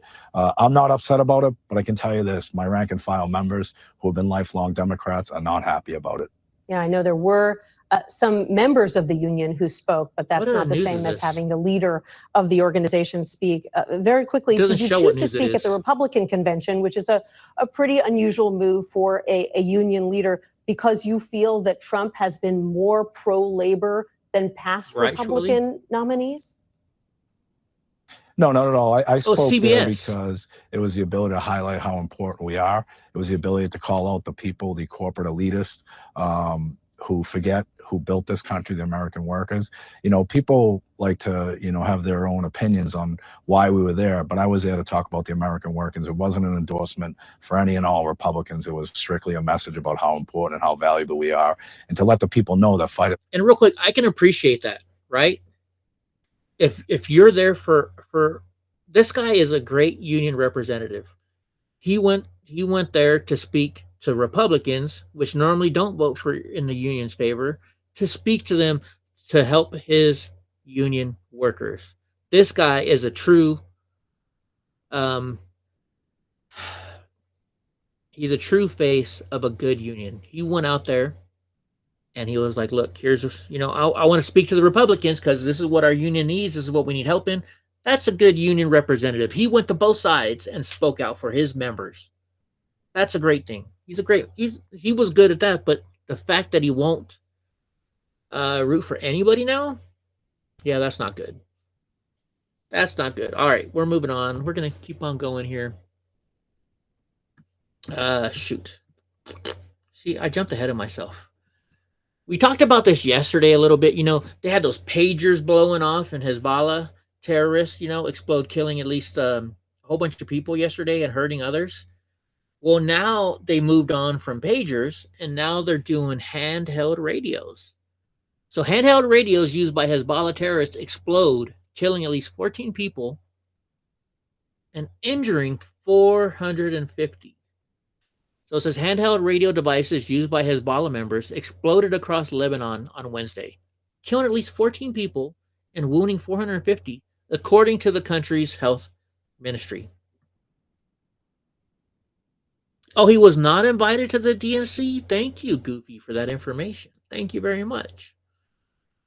So now, you know, now handheld radios are exploding too? So let's go and let's look at what Reuters has to say about this. We're going to turn this guy off. We're going to turn this guy on. And let me switch back over to Safari. It's a second wave of exploding devices, fears of wider Israel-Lebanon conflict. Walkie-talkies explode in the latest attack. Hezbollah rattled by blasts. This one says 20 killed. The other one said 14 and over 450 injured. Let's play this. They got some sound going on here. U.S. Secretary of State Day after handheld radios used by Hezbollah detonated across the country's south. Lebanon's health ministry said several people were killed in the latest attack and hundreds were wounded. Right, Polly Wally? Look at that. The death toll from Tuesday's pager explosions rose to 12, including 2 children, with nearly 3,000 injured. 3,000? At a funeral for 4 of those killed by the exploding pagers, Hezbollah official Hashem Saifuddin promised a response. This aggression inevitably has its own punishment. It has its own retribution. This punishment will come, God willing. We will not talk much, as tomorrow the talk will be for the master of the resistance. Hezbollah said on Wednesday it had attacked Israeli artillery positions with rockets in its first strike at its arch foe since. All right, so I got a question for you guys. I got a big time, like the batteries in the electric vehicles are catching on fire. I haven't heard about that yet, Paul. So I got a question for you guys. If Donald Trump was president right now, do you think this would be happening?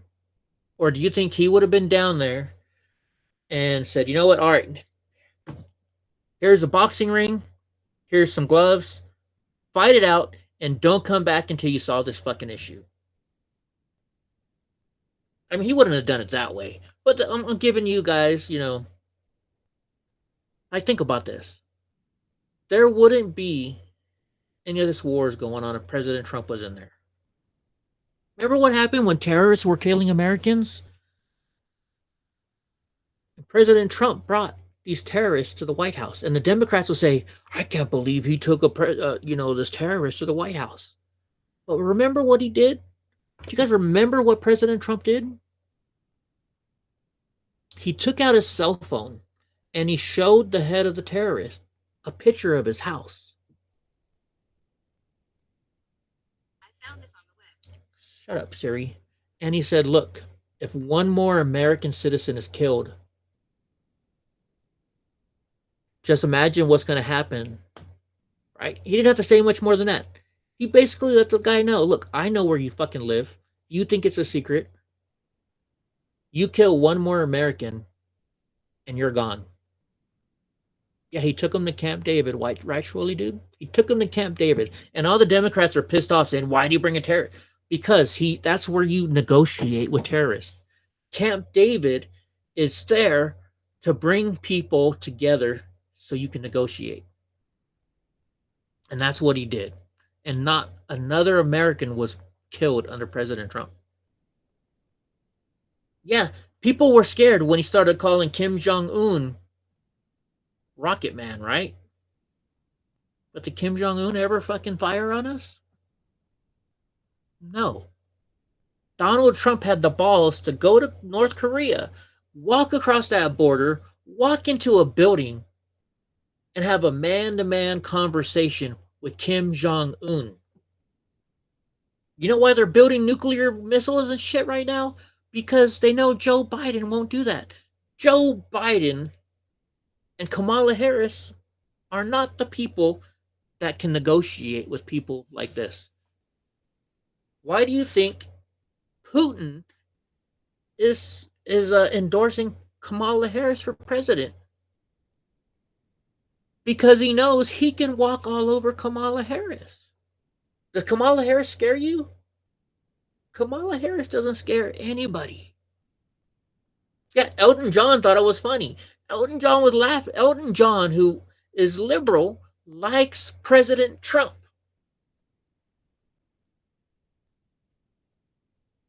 You know what? Let's find it real quick. We can go back here. Let's find it on X. Elton John, President Trump. I know I'm typing slow. By the way, guys, so I share everything that I show you guys on X. So if you guys want to join my X, it's Eddie Block Films. It's real easy. And if you ever see anything on the show that you want to see again, it's always on my X because I retweet it. So here is Elton John talking about when President Trump started calling him Rocket Man. I know that you're not a supporter of Donald Trump's. He loves your music. How did it feel when he took the lyrics to Rocket Man and he used it as a nickname for Kim Jong-un, and then he gave Kim Jong-un I laughed. I thought it was brilliant. I just thought, good on you, Donald. I'm the Rocket Man. Yeah. Donald's always been a fan of mine, and he's been to my concerts many, many times. So, I mean, I've always been friendly towards him, and I thank him for his support. Yeah, when he did that, I just thought it was hilarious. It made me laugh. He gave Kim one of your CDs and signed it. That was one of the books about him, because Kim, I guess, didn't know the feel when. Oops, I'm sorry, I meant to pause that.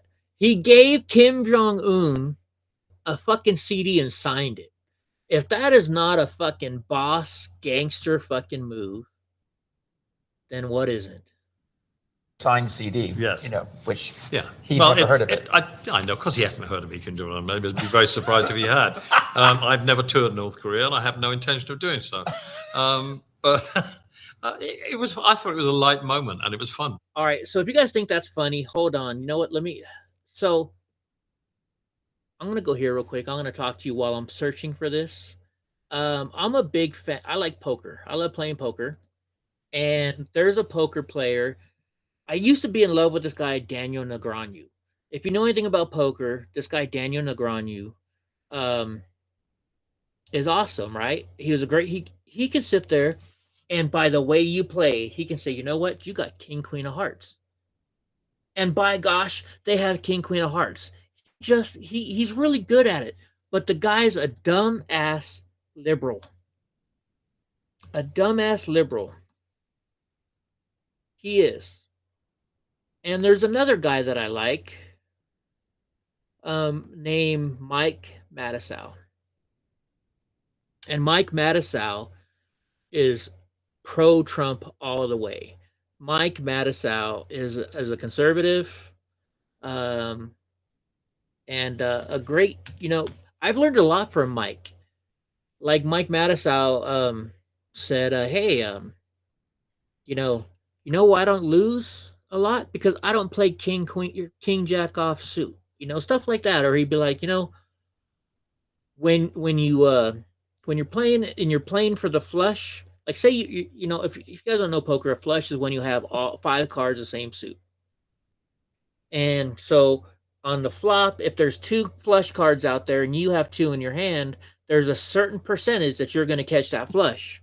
But he said it's only that percentage if you call all the way through. If you fold on the next hand, on the next turn, then you really aren't getting it. Right? Channel. I'm trying to find Mike Matusow. So Daniel Negreanu and Mike Matusow are good friends. They used to be. So what is ClickUp? ClickUp is an all-in-one production. And so Mike Matusow didn't get invited to Daniel Negreanu's birthday party. This was a couple years ago, so it might take me a second to find it. But so he was invited to Daniel Negreanu's. He was not invited to Daniel Negreanu's birthday party. Hopefully the video's still up here. And what happened was this. So he made a funny video about it, and I'm really trying to find it right now. So let me see if I can find it. Was it this? No, that's blockers. It was him and his wife. Hold on. Let me see if this is the right one. Is this it? It was some. Oh, he must have erased the video because it's not up there anymore. Well, anyways, so he, his wife comes out and they're like, "Hey, did you send Daniel? You know, Daniel sent you a card, you know, but he didn't invite you to his wedding." And so Mike was like, "Really?" So he, what he did was, she's like, "Did you get the present for him?" And so he gets a box out and he drops in this dildo that's like this fucking big, puts it in the box and mails it to Daniel Negreanu for his wedding gift, because Daniel Negreanu didn't invite him to his wedding, because Daniel Negreanu is a fucking liberal. He's Canadian, but he'll tell people who to vote in this country for in this country. You know, is this the right one? Might be in here. It looks like, I think he probably took it down. Let me look. Let me just double check on this video real quick. It might be this one. Because the wife comes out and says, "Did you, no, it's not this one." Gosh darn it. I wish I could find it. Because it was just hilarious. They're like, "Did you get Daniel that gift?" And he drops a big old dildo in there. Maybe it is this one. Okay, let me show it to you anyways. If it's not, then I'm wrong. Go to Chrome. Was this the right one? Yeah. So let's see if this is the right one. All in. Oh no. Oh Jesus. Oh. Lesson well learned. You must understand. Is it wrapped for Daniel yet? Yeah, here it is. It is this one. Okay, hold on. The fade of 9. Well, at least I was thinking about blockers, and I didn't have 4 9s blocked. This is a lesson well learned. Maybe I learned something about blockers from this hand. Never be too careful when you flop kings full, and you must understand that you didn't block 4 9s. Luckily, I held up. You have that present wrap for Daniel yet? Yeah, it's right on top of the school by the back door. Oh. Oh, yeah. You'll like this. It's my chick in a box. I hope you enjoyed our video. Oh, they didn't show it. Never mind. Hit the subscribe button. Did they? Wait, there's still time Have left. a good World Series of Poker.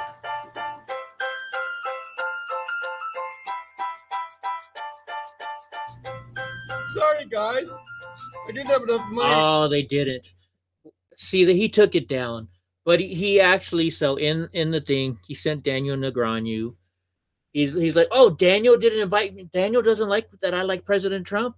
Daniel's against President Trump, and so he won't talk to me anymore because I vote for President Trump."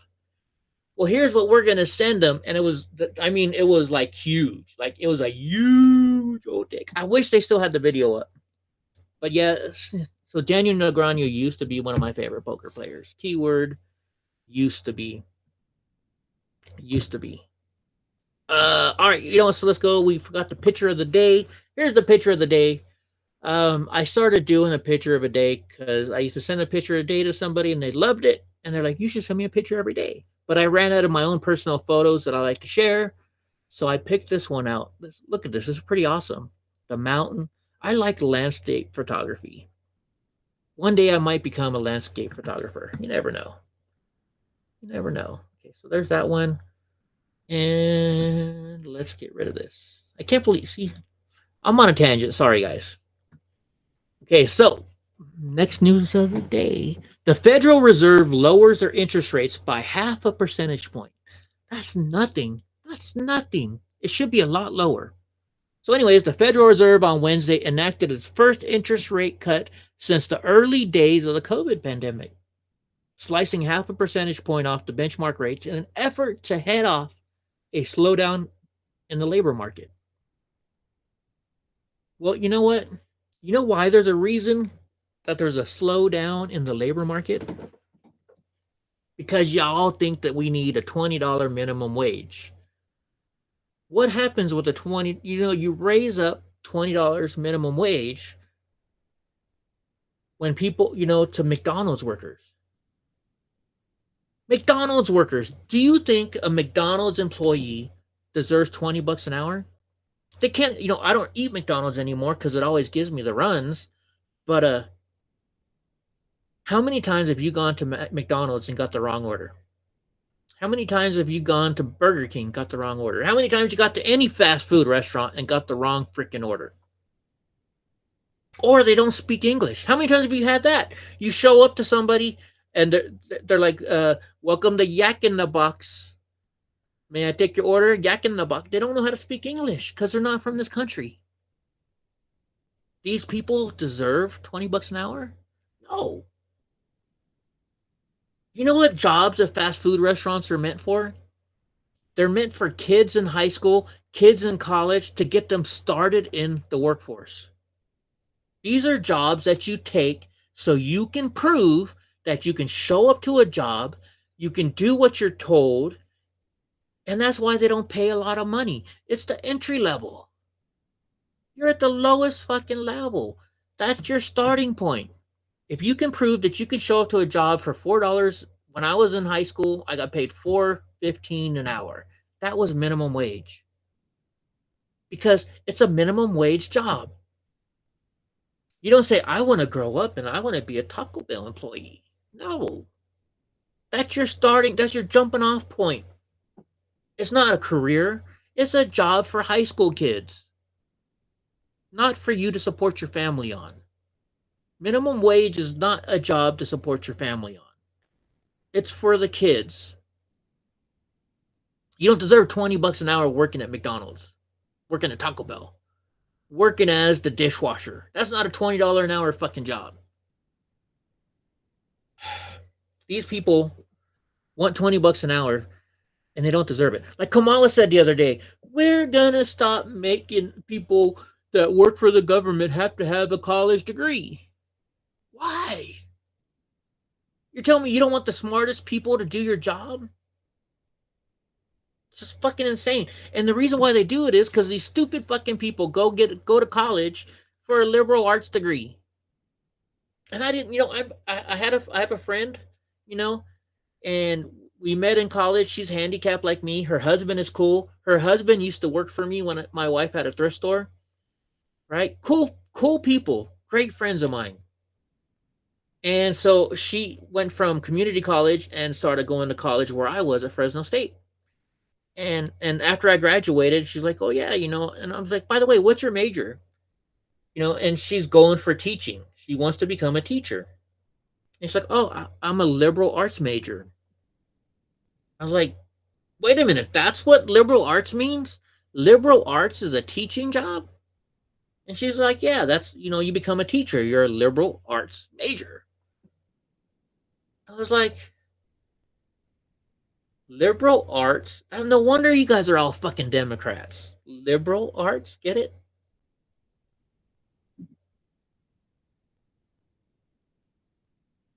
People working at fast food joints, people mopping up floors, those are starting off jobs, folks. They're not meant to be a career. Some people, unfortunately, don't have the education or are able to get the education to do that. But then they become mechanics. Go get a trade. Like I just told you, I made $104 as a fucking plumber. People think plumbers are dumb. No, they're smart. They get $104 an hour. Electricians make more than plumbers do. HVAC guys make a little bit more than everybody. Framers are down on the low totem pole, but they still make good money. Why do you think construction workers are driving brand new trucks? Unless, of course, they're stupid idiots like me and drink all the time, right? Or do drugs, Different people go different routes. Yeah, they pay good in management, yes. So there's a difference between being the guy who takes your order or the woman who takes your order and the manager. Managers make good money because they're in charge, right? But if you're 40 years old and working the drive-through taking the order, you don't deserve minimum wage. You couldn't find me on Rumble? Am I not on Rumble? I'm on Rumble because Goofy's over there. Eddie Block Films. Eddie Block Films on Rumble. Lauren, you're always on you're subscribed to my Rumble channel. I don't know how you don't see it. But I'm just saying, guys, you shouldn't. That's not meant to be a career, working at fast food joints, working minimum wage. The only people that make money when you raise the minimum wage is the government, because they're getting more money in taxes, right? What happened as soon as they enforced this $20 minimum wage? What happened? I don't go to McDonald's, but I've seen the news. They got these little machines out there, and you walk up, and they take your order. I love Taco Bell. I have a Taco Bell app on my phone. And I get cheaper rates by using the app on my phone because they don't have to pay an employee to check you out. I love Carl's Jr. And yes, they're fucking expensive. Those motherfuckers are way too expensive. But I love a good old bacon guacamole burger. So I go to Carl's Jr. and I like their crisp cut fries. But if you use the app, you get a discount. You get a discount because they're trying to move away from the employees taking your order. Walmart, thank God for COVID, because you know what I can do? I can go to Walmart, I can get on there, and yes, I shop at Walmart. It's not good, right? I'm taking away from local businesses, but in this economy, I'm sorry, I can't support local businesses as much as I'd like to. I'd love to support local businesses, but I can't afford to in this economy. Right? Blame the Democrats. So you go on your Walmart app, right? I can fucking order everything I want on here. Say, I'm going to go over there at 10 o'clock and I'm going to pick it up. And you show up at 10 o'clock and you say, hey, I'm here. And what do? They walk your order out to you. They open up your truck door. They put it in my cooler. They separate it for me for free because they're saving money because it's one less person they got to sit there all the time fucking taking orders. And it also takes up less space. And that's all because of a $20 minimum wage, folks. People lost their jobs because of a $20 minimum wage. Not only that, do you remember when you could go to Taco Bell and they had a $1 menu? Jack in the Box had $1. Remember 2 tacos at Jack in the Box used to be 99 cents for fucking ever. When you're drunk at 2 o'clock in the morning, where do you go? You go get 2 freaking tacos. Actually, you probably get more like 10 tacos if you're drunk. At Jack in the Box. 10 tacos at Jack in the Box is $5. Not anymore. Because of $2 minimum wage. Not only did people lose their job, but the prices of everything went up. And here's right. Here's the way it works. Because you got to start off at the beginning, right? Because the minimum wage worker is now $20. So the guy who's driving the stuff to your house or to the store, they said, well, if they're getting $20, I need a raise too. So their price goes up. The gas station has to pay their employee $20 an hour, so their prices go up. So now you got 2 things raising the price up, right? Then the person that makes the bread, they have to pay $20 an hour to their employees. So the price of bread goes up. The price of meat goes up. Everything goes up and up and up. When I was, McDonald's used to be what? You could get 2 double cheeseburgers for 99 cents or something like that, right? Not anymore. You go to McDonald's, you get any one of their combo meals. What are they, like $15 now? $15 for fucking fast food, shitty McDonald's. Now, yes, they do have the best Coke in the world. You used to be able to get a 99 for $1. You could get any size Coke at McDonald's with free refills. Now it's like $3, something like that. All the prices are going up. The only one that wins is the government. Because all the prices are inflated. So yes, you may be making $20 an hour, but the burger you used to be able to buy for 99 cents is now $5. Everything goes up equally. It's all equal. So the only one making more money in this whole entire situation is the fucking government, because you're making more money, so they get more in taxes. And then you're going to say, yeah, but it goes up equally. Well, no.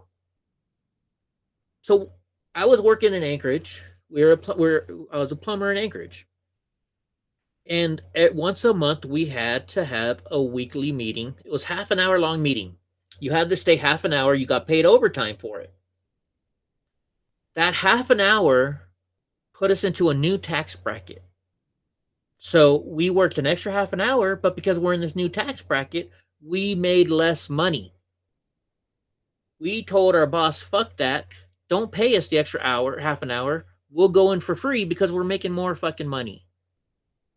And that goes the same with this tax raise. You're now in a higher tax bracket, so you're paying more money in fucking taxes. Look it up. The only one that wins with higher minimum wage is the fucking government. Only one. But they'll try and tell you, no, you're going to make more money. Okay, now this one's you're really going to find interesting. And I know I'm going long tonight, aren't I? Well, you guys got me going. Thank you. Lauren Wimberly says, yep, tax brackets are a scam. Gavin gave bread makers a cutout in the law. What do you mean by that? I don't know. Anyways, labor union in Pennsylvania bribed their members to attend a rally for a House Democrat. A Pennsylvania labor union, aligned with Representative Susan Wild, offered members $100 to attend a campaign rally for the vulnerable House Democrat earlier this month. And so this was on September 7th in Allentown, and the message shows, wear your union colors, and there will be a $100 stipend for those that would like to participate. This is from Randy Eberly, the secretary-treasurer of the local chapter of the Bricklayers Union. Local chapter of the Bricklayers Union. So let's go. We actually have something to show you on this. And of course, see, I woke up early. Sorry, guys. I didn't have everything set up. But we're going to do it right now. It's going to take me a second. Window capture. We're going to go here. We're going to go to Safari. Where are you? This one. Hit OK. And of course, we're still on that Mike Mattisau thing. It's going to take me a second to fix this, guys. We're going to show you Twitter instead. No, Mike Mattisau is not good looking when he's not wearing clothes. His wife is pretty hot, though. He got a pretty hot wife. Let's go down here so that way it's behind. Let's go over here. We're going to go to this thing right here. Can you see it? Yes, you can. Okay, so look at this. Union members were paid to show up at a rally for vulnerable Democrat representative. Text messages reveal it. I don't know if this is the video. No, that's not. That's a commercial. Where was it? So here's what it says. The International Union of Bricklayers, Allied Craft Workers offered members of the union $100 to attend a labor rally canvas lunch in support of Wild, the Free Beacon reported. The Pennsylvania Democrat representing the surrounding Allentown faces a tight re-election bid with the Cook political reporters. Here's where they said, wear your union colors and you'll be paid a $100 stipend for those that would like to participate by going to a union or going as a union member to this politician. Look right here. It says, what a great way to kick off the morning. Thank you to all the union laborers, union members, and volunteers who showed up today to talk about the stakes for working people in this election.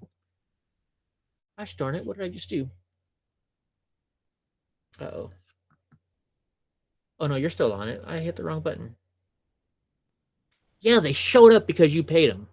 Let's look. Let's see. We got some pictures here. So I'm guessing this is the woman who's running. A Wild woman belongs in the House. Susan Wild for U.S. Congress. Liberal. Steelworkers for Wild. All these people in this picture. Like, look at the guy in the blue right next to her. He doesn't care.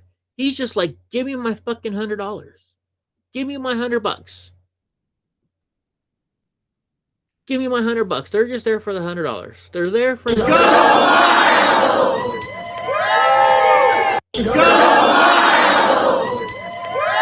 They got paid to do this. They got paid to do this. They got a stipend. And so when I was in the union, I remember if you weren't working, they were always protesting somebody. They were always protesting somebody. Why does it look like that? I got too many things open up here. That's why. They're always protesting something. They really are, right? They're the union. That's their job, right? They're always trying to promote their workers, which is what they're supposed to do. So when we were protesting and you weren't working, they would give you a stipend to go out and protest. Like we got paid to go protest as union members. We would go stand outside of jobs that were non-union and protest. And any union worker that was not working at the time would get this. So it was a way to get a little extra money, because when you're in the union, you're not allowed to go work for a non-union company, right? Because that's breaking the union rules. But here's the deal. So union workers are fine with this because, like, I don't know if it's every state, but in the state of California, because we're union workers and we can't scab, we automatically get unemployment. So you get sent back to, the job's over, you get sent back to the hall and there's no work for you. You call up unemployment, or at least I guess you do it online now. I haven't done it in a long time, but I would call up there and they'd be like, all right, so how many jobs did you look for today? And I was like, I haven't looked for any because I'm in the union. Oh, you're in the union? Okay, we'll send your check. There's no questions asked, if you're in California, at least, when you're a union worker. So you call up unemployment, say, hey, I got sent back to the hall. I'm a union worker. They're like, okay, we'll send your check in the morning. And you get a check. Because union workers cannot work on non-union jobs. It's just a rule. You're called a scab. So that's how the way it works. Truly do. So sadly, when the wife and I ran team and semi, we paid more in taxes than we made because we had no write-offs. Right? It's just the way the unions work, just the way the laws work. It sucks. It really does. It's good for you when you're working. It really is. I mean, don't get me wrong. I made a lot of fucking money as a union worker and I had really good benefits. It wasn't bad at all. Okay, time for the question of the day. Do you believe in ghosts? Do you believe in ghosts, and why? And I'm asking. I don't have Jennifer to ask, so I'm asking you guys to answer. We always ask you guys to answer anyways. Do you guys believe in ghosts? Do you believe in ghosts? I do. I believe there's stuff out there. And so I'll tell you a little story. I was dating the love of my life, and we're dating for a while, and I finally went to go meet her parents, and she was Mexican. And Mexican families, their culture is a little different. The dad's in charge. You do whatever the dad says. You have to go ask the dad for, their hand in marriage, all that good stuff. And so, I was like, hey, am I ever going to meet your parents? She's like, you don't understand, Eddie. You don't understand. I was like, no, I want to go meet your parents. And I didn't push it, because she was my girlfriend, and I cared about her a lot. So I didn't really push it. She spent almost every single day at my house. We were basically living together. She was at San Jose State. She only had like 1 year left or 2 years left before she was going to graduate. She was getting a good degree in business at San Jose State. And so then one day she's like, my parents are doing their wedding vows over again. And I think it's time for you to come meet my parents. Hey, Jennifer's back. By the way, Jennifer, so don't forget to subscribe to my channel. You are the co-host. So she takes me to go to her house. We go to Watsonville, California, very Mexican neighborhood. It's a lot of farm workers and field workers there. And I brought flowers for her mom. I gave her mom flowers, and her mom loved me. It was all great, But back then, because of all my surgeries, I have bad teeth. Like, in fact, right now, these are my temporary teeth because all my bones up here are bad. Over the last year, I've had 3 bone grafts. And the doctor says the reason why I need these bone grafts is because when you have, you look at it. So when you see a person that's addicted to drugs, a lot of times they have no teeth. Their teeth fall out. Same thing with these oxycodone pills or hydrocodone pills that I get. When you've had 60 plus surgeries like I have, you have bad bones. In fact, they're now saying, so right now I have osteoporosis and I have to go get checked for osteoporosis.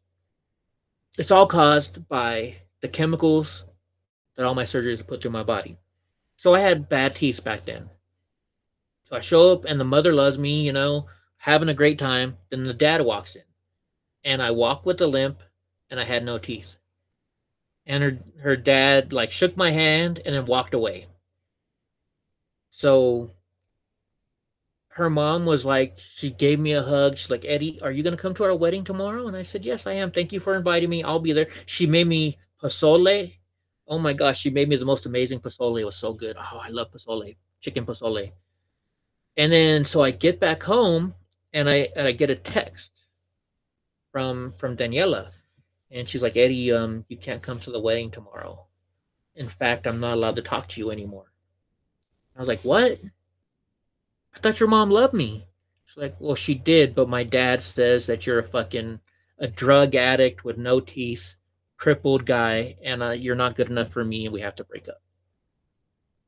So I was devastated. Right? But then she was 22 years old, so she didn't listen to her parents. She's living in San Jose at my house. She had her dorm room, but she was living at my house. So we stayed dating, but we had to hide it. And like when she was with me, if her parents called, I had to shut the fuck up, and after a while it got old. Like I loved this girl to death. And then all of a sudden her parents started following. They hired a private investigator to follow us. No joke. Private investigator was following us. And they found out we were still dating. And so what they did is, her parents were paying for, her parents were paying her for her college. They paid for her car. They paid for her dorm room. So they took it all away because of me. And they made her move back to Watsonville and sent her to CSUN, Monterey, because they thought I wouldn't go there. And the funny part is, I'm the one that moved her from San Jose to her dorm room in Seaside at CSUN, Monterey. And we still kept talking. And so then they found out we're still talking. So then they start calling me, like her dad was calling me. Just so you know, Daniela's out on a date right now. And I was laughing because they called me and she was sitting next to me. So I knew they were lying. And it just started causing turmoil. So we slowly started separating apart. And I was traveling the country working anyways. Like I was in Las Vegas, and then I was up in Sacramento, and then I was in Susanville. I had to go to Albuquerque, New Mexico and work on a hotel there. And it was too painful. Like, why am I having to shut the fuck up when your parents call, but when I call, you ignore me because of your parents? So it just, we broke up, but we were always still there for each other. And we would always meet in this place called Santa Cruz because it was halfway between San Jose and Watsonville. And that was our special spot. And like, you see these two dogs that are on my arm. So this is Junior and this is Rosie. Rosie is her dog. Rosie was her dog. Junior was my dog. But they live with me. And so Rosie knew that she was her mom. And I mean, we loved each other, right? This is like true fucking love. And we would still go meet in Santa Cruz because she would tell her parents, there's this one class I have to take in San Jose, and it was on Friday. So we'd always meet there. Some days she'd be like, oh, I'm staying with some friends, when she was actually staying with me at a hotel in Santa Cruz. We're both grown adults. Don't think of it the wrong way. And like, it got to be where like, so she would give Rosie Rosie is an Australian Shepherd Husky mix. This is Rosie. And these were my first two dogs as a grown adult. And she gave Rosie this tennis ball. And Rosie never lost that. She had this tennis ball for like 13 or 14 of the years that she lived. If Junior, which is my husky, sorry, I can't do it. Anyways, if Junior tried to take her ball, she would take that away because that was Daniela's ball. That mom gave me this ball. That's how close like our family was, you know? And so we would go and sit on the beach. There's like cliffs in Santa Cruz. If you ever been to Santa Cruz, you know, you got the beach boardwalk, then you go up a little higher and there's these cliffs. And they have a dog park there. So we would always sit there at this dog park. And she told me one night, she's like, you know what? She's like, Eddie, I know we're not together anymore and stuff, but we were, you know, it was weird. She's like, if I ever die, I want you to come here every time on my birthday. And I was like, all right. And she's like, if you die first, I'll always come here on your birthday. And we made a deal. We made a pact. Because I was like, well, I'm crippled. I'm supposed to die anyways at like 30. No problem. No big deal.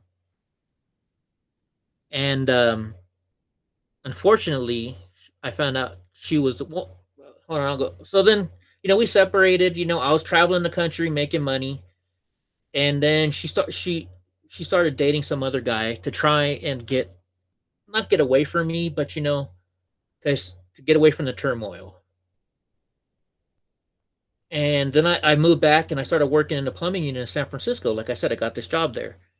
And no matter what she was doing, if I said, hey, I'm having a really bad day, I'm in pain, or I'm sad, she would tell her boyfriend to go home and I would show up and she would sit there and just hold me and comfort me because that's the kind of love we had. Like, it was undeniable love.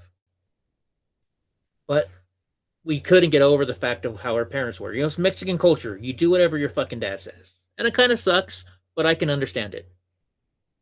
So then she was like, if you ever get married, I want to know. So when I got married, I told her, I'm like, look, I'm about to get married. And then she stopped talking to me because she told me, if I was your wife, I wouldn't want your ex-girlfriend calling me, so it's not fair. But we would still email here and there. And I respected her for that. And then when I got divorced, I was like, you know what? I haven't talked to Danielle in a while. So I emailed her, no response. I called her, no response. I texted her, nothing. I was like, this isn't right, you know? And when I told her I got married, I forgot to tell her this part. She had told me she had breast cancer, but they removed her breast. They did a mastectomy and they gave her new ones and it was gone. She was clear. So I was like, thank goodness. Well, during the time I was married, it came back. And I found out like just a few months earlier, she had died from cancer. But I couldn't, she didn't call me. And, you know, she had never got married. She didn't have any boyfriends. And I kind of feel sad because I don't know if I had a part in that or if that was mostly her dad being her dad, like protective, like this is my daughter, that she was the only daughter. And I found out, and it was after her birthday, but it was coming up on the 1-year anniversary when she died. And I'm getting to the part where I believe in ghosts, okay? So I drove to Watsonville because I looked up, there's no gravesite. So I'm like, well, they must have cremated her and the mom has her up there. I drove by the house, and the minute I get close to her house, Donnie just starts whining, like going freaking nuts, like whining really bad. And I don't know if he was reacting to how I felt or not. So I slowly drove around the house and I pulled through the alley. That alley's there, and you know, I'm like, hey, Danielle, you know, I talked to her a little bit, right? And then I drove to go to Santa Cruz, where I told her I would go. And it wasn't her birthday, but because I missed her birthday, I'm like, I gotta go there on the day she passed away. I go get some flowers at Safeway, and I stopped at a liquor store because her favorite drink was Squirt with Cazadores. Cazadores is a Mexican tequila, and she'd always put it with Squirt. So I go to Santa Cruz, and I had a dozen roses, and I'm standing where we always stood, and it's just pure ocean, and the sun is going down, you know, perfect timing. So I threw the roses in the ocean for her, and then I took a drink of Cazadores and Squirt for her, and I dumped the rest down in the ocean. And on the way home, I was like, you know what? They're Mexican. They got to be having some kind of celebration. This is the day she died. There's got to be a celebration there. So I had to drive in the area anyways on the way home. And I drive through. And once again, Donnie starts freaking out the minute I get close to her house. And I was like, you know, that's kind of weird, you know? And once again, I look around, they're not having a party for her. I'm like, how can they not be having a party for her? And I stayed there for like a minute or two, and I was, I talked to her. Because I figured she's in the house in, the urn or something.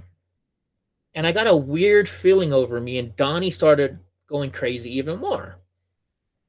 And I didn't want to get caught. I didn't want her parents to walk out. I didn't want to, I didn't want to,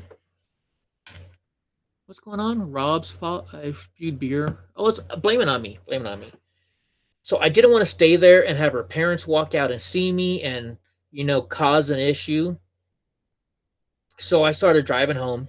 And if you don't know me, I like to drive slow. I used to get speeding tickets out the yin yang. Like, I got so many speeding tickets, I lost my driver's license. So, but Daniela would always tell, man, you drive too slow, babe. Babe, drive fucking faster. And I mean, I had the Chinito style Honda with the big old wing on the back, the big muffler. You could hear me from a mile away. Like I was in the Fast and the Furious, right?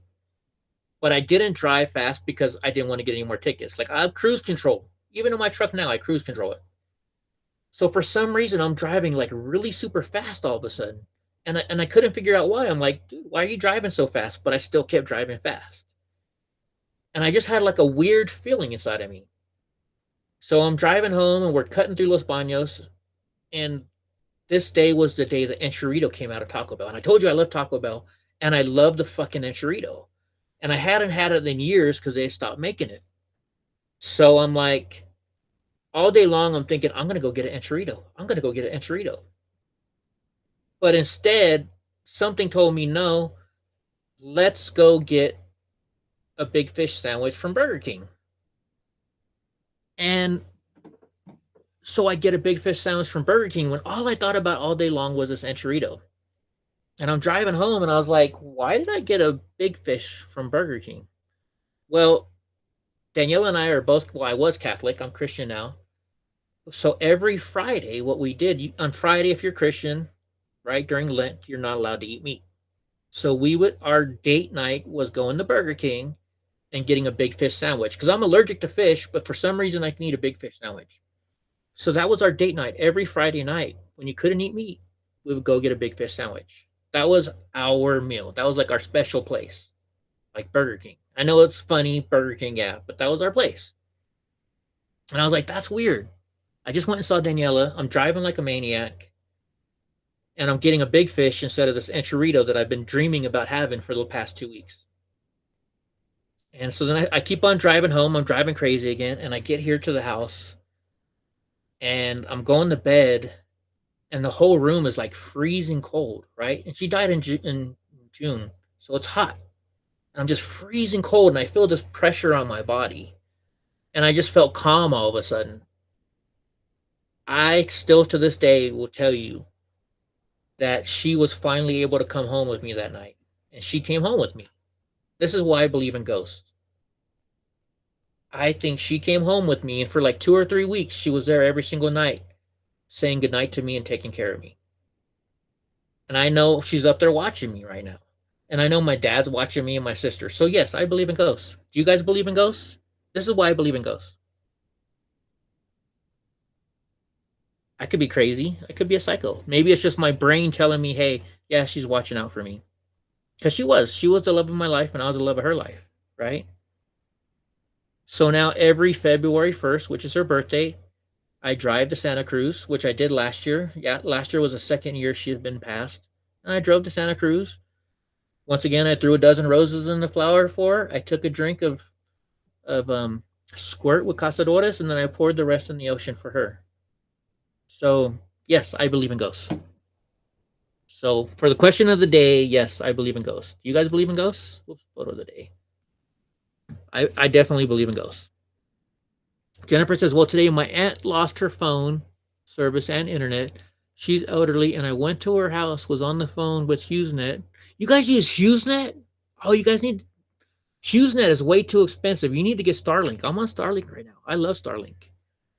And HughesNet again, the repairman comes tomorrow. Oh, I thought you're... Okay, anyways. Debbie says, I want to believe so bad, but I don't know what I believe anymore since I lost my brother. You know, here's the way I think of it, Debbie. If you believe your brother's there, whether he's there or not, if you can believe and you can put that in your head and it makes you feel better, then believe it. He's looking out for you. He's looking out for you. Goofy says, my best friend in Japan was Catholic. She wouldn't go to the bar because of Lent. I asked, can you do laundry tomorrow? That's funny. That's funny. But you know, your husky, you got a husky? I bought my parents a Siberian husky. They named him King, and he was the most spoiled dog in the world. But yeah, I believe in ghosts. If you don't believe in ghosts, that's okay too.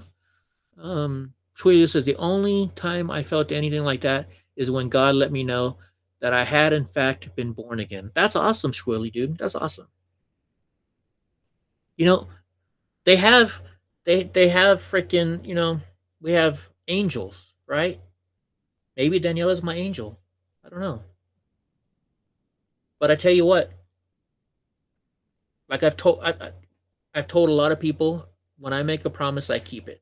I promised her that every year on her birthday, if she died before me, I'd be in Santa Cruz.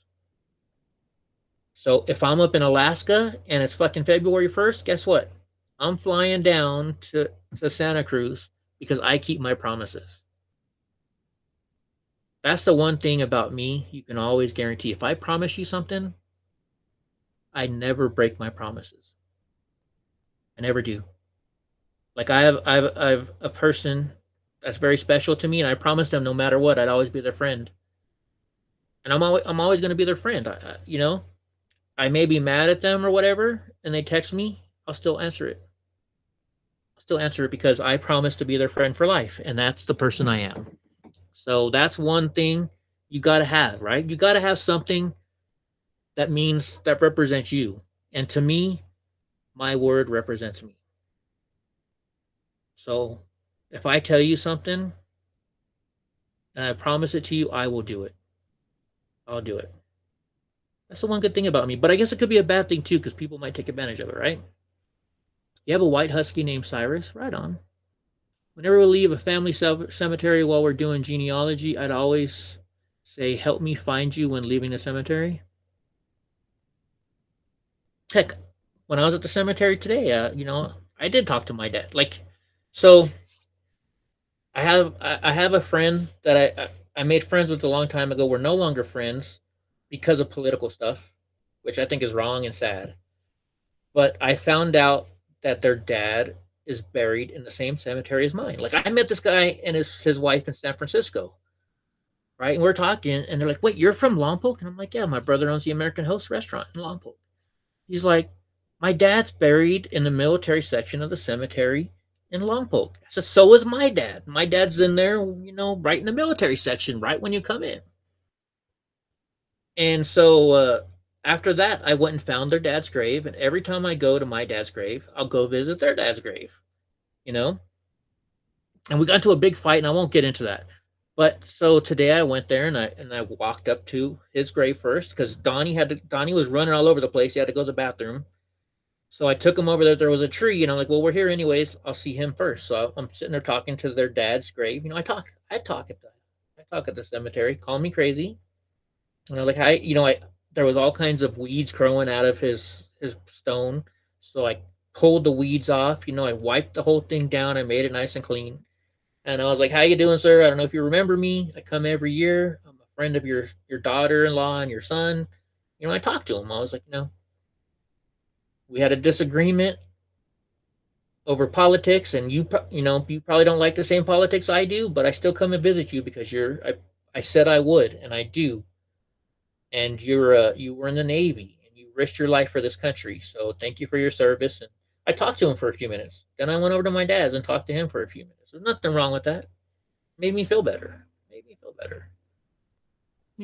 So that's what I did. And then I told my dad, I was like, hey, you know, I got these issues going on right now. You know, can you help me out with it? I know you're up there with mom, you know, and grandma and grandpa. And so, you know, why don't you guys look out for me a little bit? You got to ask, right? Who was it? I was watching a show the other day, and they said, oh, it was Tulsa King. It was Tulsa King. He goes in the bar, and this guy at the bar is like, hey, you gonna buy me a bourbon too? And the bartender says, man, ignore him. He's just a town mooch. Just ignore him. And Sylvester Stallone looks over and he's like, the answer is always no until you ask. So he bought the guy a bourbon. And that's true. The answer is always no until you ask. That should be one of our memes, our quote of the day. Maybe I'll do that tomorrow. So I always ask my dad, hey, look out for me and protect me, because I got a lot of drama going on right now that I want to fix. I want to work it out. So I asked him, hey, help me with it. Take care of me. There's nothing wrong with that. Sorry, I'm going way too much into too much stuff tonight, aren't I? I don't care. I'm tired. And we're moving on to news number 8. And then pretty soon we're going to go to Rumble only. So ISIS. ISIS is back. We haven't heard about ISIS in a long freaking time, have we? Let me turn this off here for a second. ISIS, Al-Qaeda groups behind the takeover of Sahel region, Sahel, however you say it, of Africa. On September 9th, jihadist militants launched a coordinated assault on several Christian villages in Burkina Faso, resulting in one of the deadliest attacks in the country's history. Wow. ISIS is back again. So heavily armed Islamists killed 200. They burned homes. They looted properties, and they forced thousands to flee, leaving a trail of devastation. So now we got ISIS coming back again. Wow. I don't know. Do I have something on? Let me look if I have something on the ISIS here. No. I guess I don't have anything on ISIS. So we're just going to move on because it's getting late.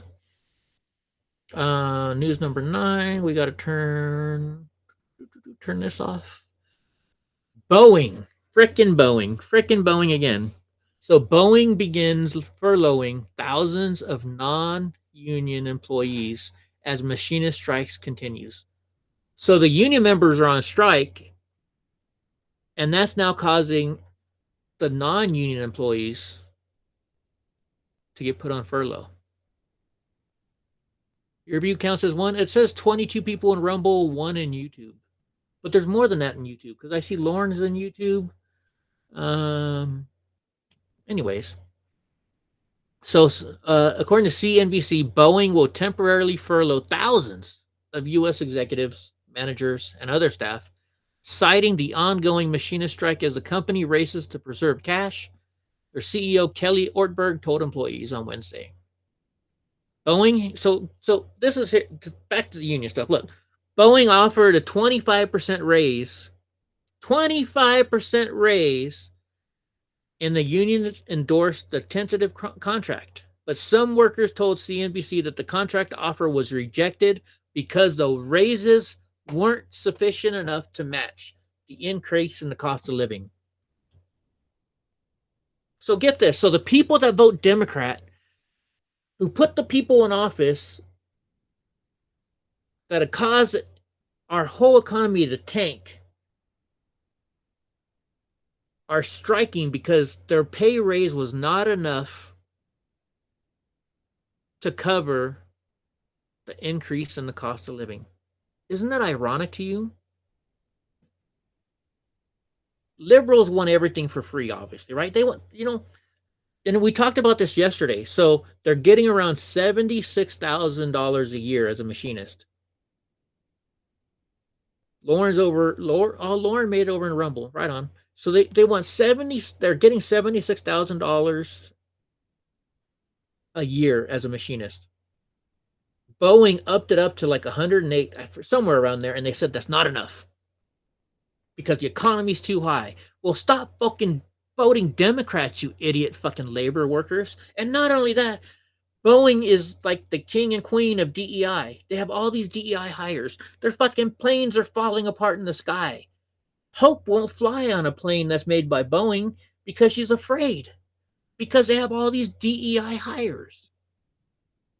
We're not hiring people anymore on the quality of work they do. We hire people because of their race and other such things.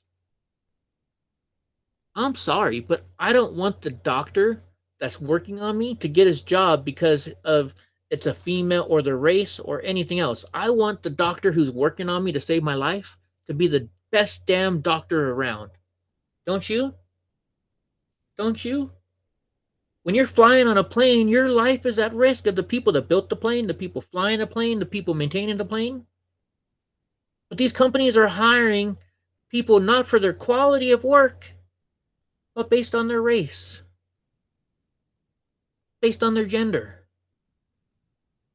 And you wonder why they're going out of business. And I think this is it for Boeing, guys. I really think this is it for Boeing. I don't think they're going to be able to come back. I mean, they got astronauts up there stuck in the freaking space station because they have no way of getting them down because their planes aren't working. Their space station, their space rockets aren't working right. They're not working right. Elon Musk said, I'll go get them for you. They said no. They refused to let Elon Musk go and do it for him. It's a joke. It's a joke. Boeing's going down, folks. If you got stock in Boeing, sell that shit right now.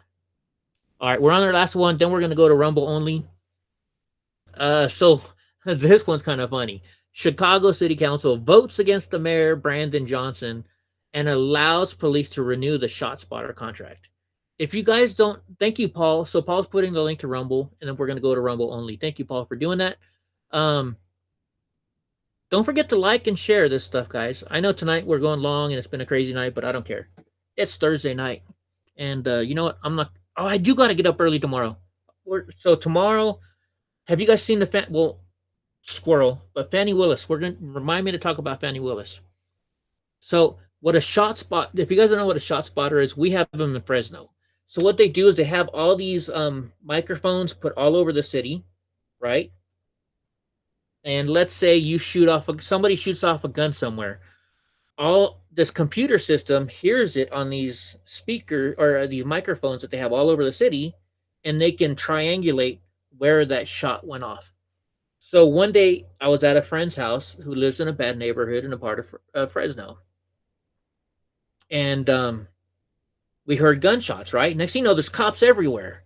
And they said, hey, the ShotSpotter said there was a gun here. Did you guys hear anything? And we're like, yeah, we heard it, but we don't know where it was. And so this cop is walking around with this phone, and he's like, okay, the GPS says it's 10 feet in front of us. They walked up 10 feet, and it was like maybe a foot off, but there's the freaking casing from the gun. That's how this ShotSpotter works. They can get there within, once the gunshot goes off, they automatically start sending off cops out there to either see if there's somebody hurt, somebody injured, if they need medical attention, and they can hopefully find the gunman. This is how quick this thing works. Chicago, which has one of the, I don't know if it's the #1 murder capital or what, but they're way high up there, said, no, the chief of police says, I don't want it. We don't need this. We don't need this. We're going to let everybody just continue to kill themselves. That's basically what he's saying. Why would you want to get rid of that? Why? So let's look at this. It says Chicago City Council voted overwhelmingly Wednesday to allow the police superintendent to renew the city's ShotSpotter contract in a last-ditch effort to keep the gunshot detection technology. Oh, I'm sorry. I said the chief of police. I mean, the mayor didn't want it. Technology that the far-left mayor, Brandon Johnson, remains committed to getting rid of. So the city council voted to keep it. And now the mayor's calling bullshit. He's like, you know what? No. I'm the mayor. I should vote on this. The chief of police says, no, we need it. The mayor's saying, no, we don't. He doesn't care about his citizens because he's a liberal. He doesn't want to put anybody in jail because he's a liberal. And I still don't get why liberals want to do that. Are they just doing it so they get the vote? Or are they doing it so that way they're saying, hey, you don't vote for me. If you vote for me, you won't go to jail. Just vote for me to keep keeping them up. They'll keep voting for him, right? That's what they're doing, I think. So let's I don't have Safari here either. Okay. Let me add Safari. I'm going to work on this over the weekend, by the way, guys, for you guys. And I am going to do a show tomorrow during the day about the Fannie Willis trial that's going on right now. I was watching it today, and oh my goodness. Wow. It's crazy. We're going to talk about that too. We're going to talk about that too. So let's go here. Let me go to Safari. That way we can put it on the screen. I got to make it smaller again. Girls are always telling me to make it bigger, and here I got to make things smaller. Make things smaller. All right, here's this. Push it back here so you can see me still in the chat. Okay, so this is stuff that's going on in Chicago. So here we go from Austin Berg. Let me make it bigger so you guys can read it, but then the chat's in the way. That's too big still. Okay, well, here it says, so I'll read it for you. Breaking news. Chicago City Council has voted to protect the shot spotter with a 33-14 vote. Now, this is the one I really wanted to show you. So I told you what the shot spotter is, right? This is a little meme they made. Let me see if I can make it bigger. You know, let me get rid of the chat so you can see it. Because this meme is kind of interesting. So here we go. So they show the speed camera, and they say makes money for the city. They show the red light camera, makes money for the city. The shot spotter helps save lives in underserved communities. Guess which one Mayor Johnson wants to get rid of? He doesn't want to get rid of the one that makes him money, the speed camera, or the red light camera, but the one that saves more lives than the red light and the speed camera does, because they do save lives, I guess. But the shot spotter, which saves a lot of lives, they want to get rid of because it doesn't make the city money. It doesn't make the city money. Here's another one that I have. Oh, no, it's the same one. Okay. But it says, fact, ShotSpotter brings police and medical aid to shooting victims 2.5 minutes faster than calling 911.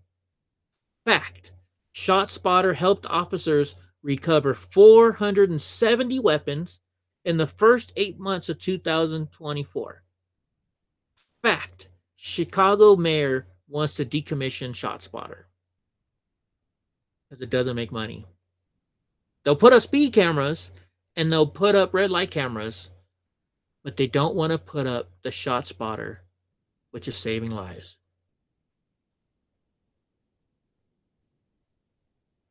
What does that tell you? What does that tell you? All right, guys. So I think everybody's over in Rumble. Everybody's in Rumble. We're going to go to Rumble. I'm going to open up Discord, and you guys can join us while we look at some crazy tweets. Okay? So, YouTube, Twitter, and Twitch. Sorry, guys. We're only going to Rumble. Actually, you know what? It's 8:59, so I only get 3 hours on locals. So, guys on locals, we love you. Switch over to Rumble because as soon as, what I started, 6:20 something? As soon as 9:20 comes around, you're off of locals too. So switch over to Rumble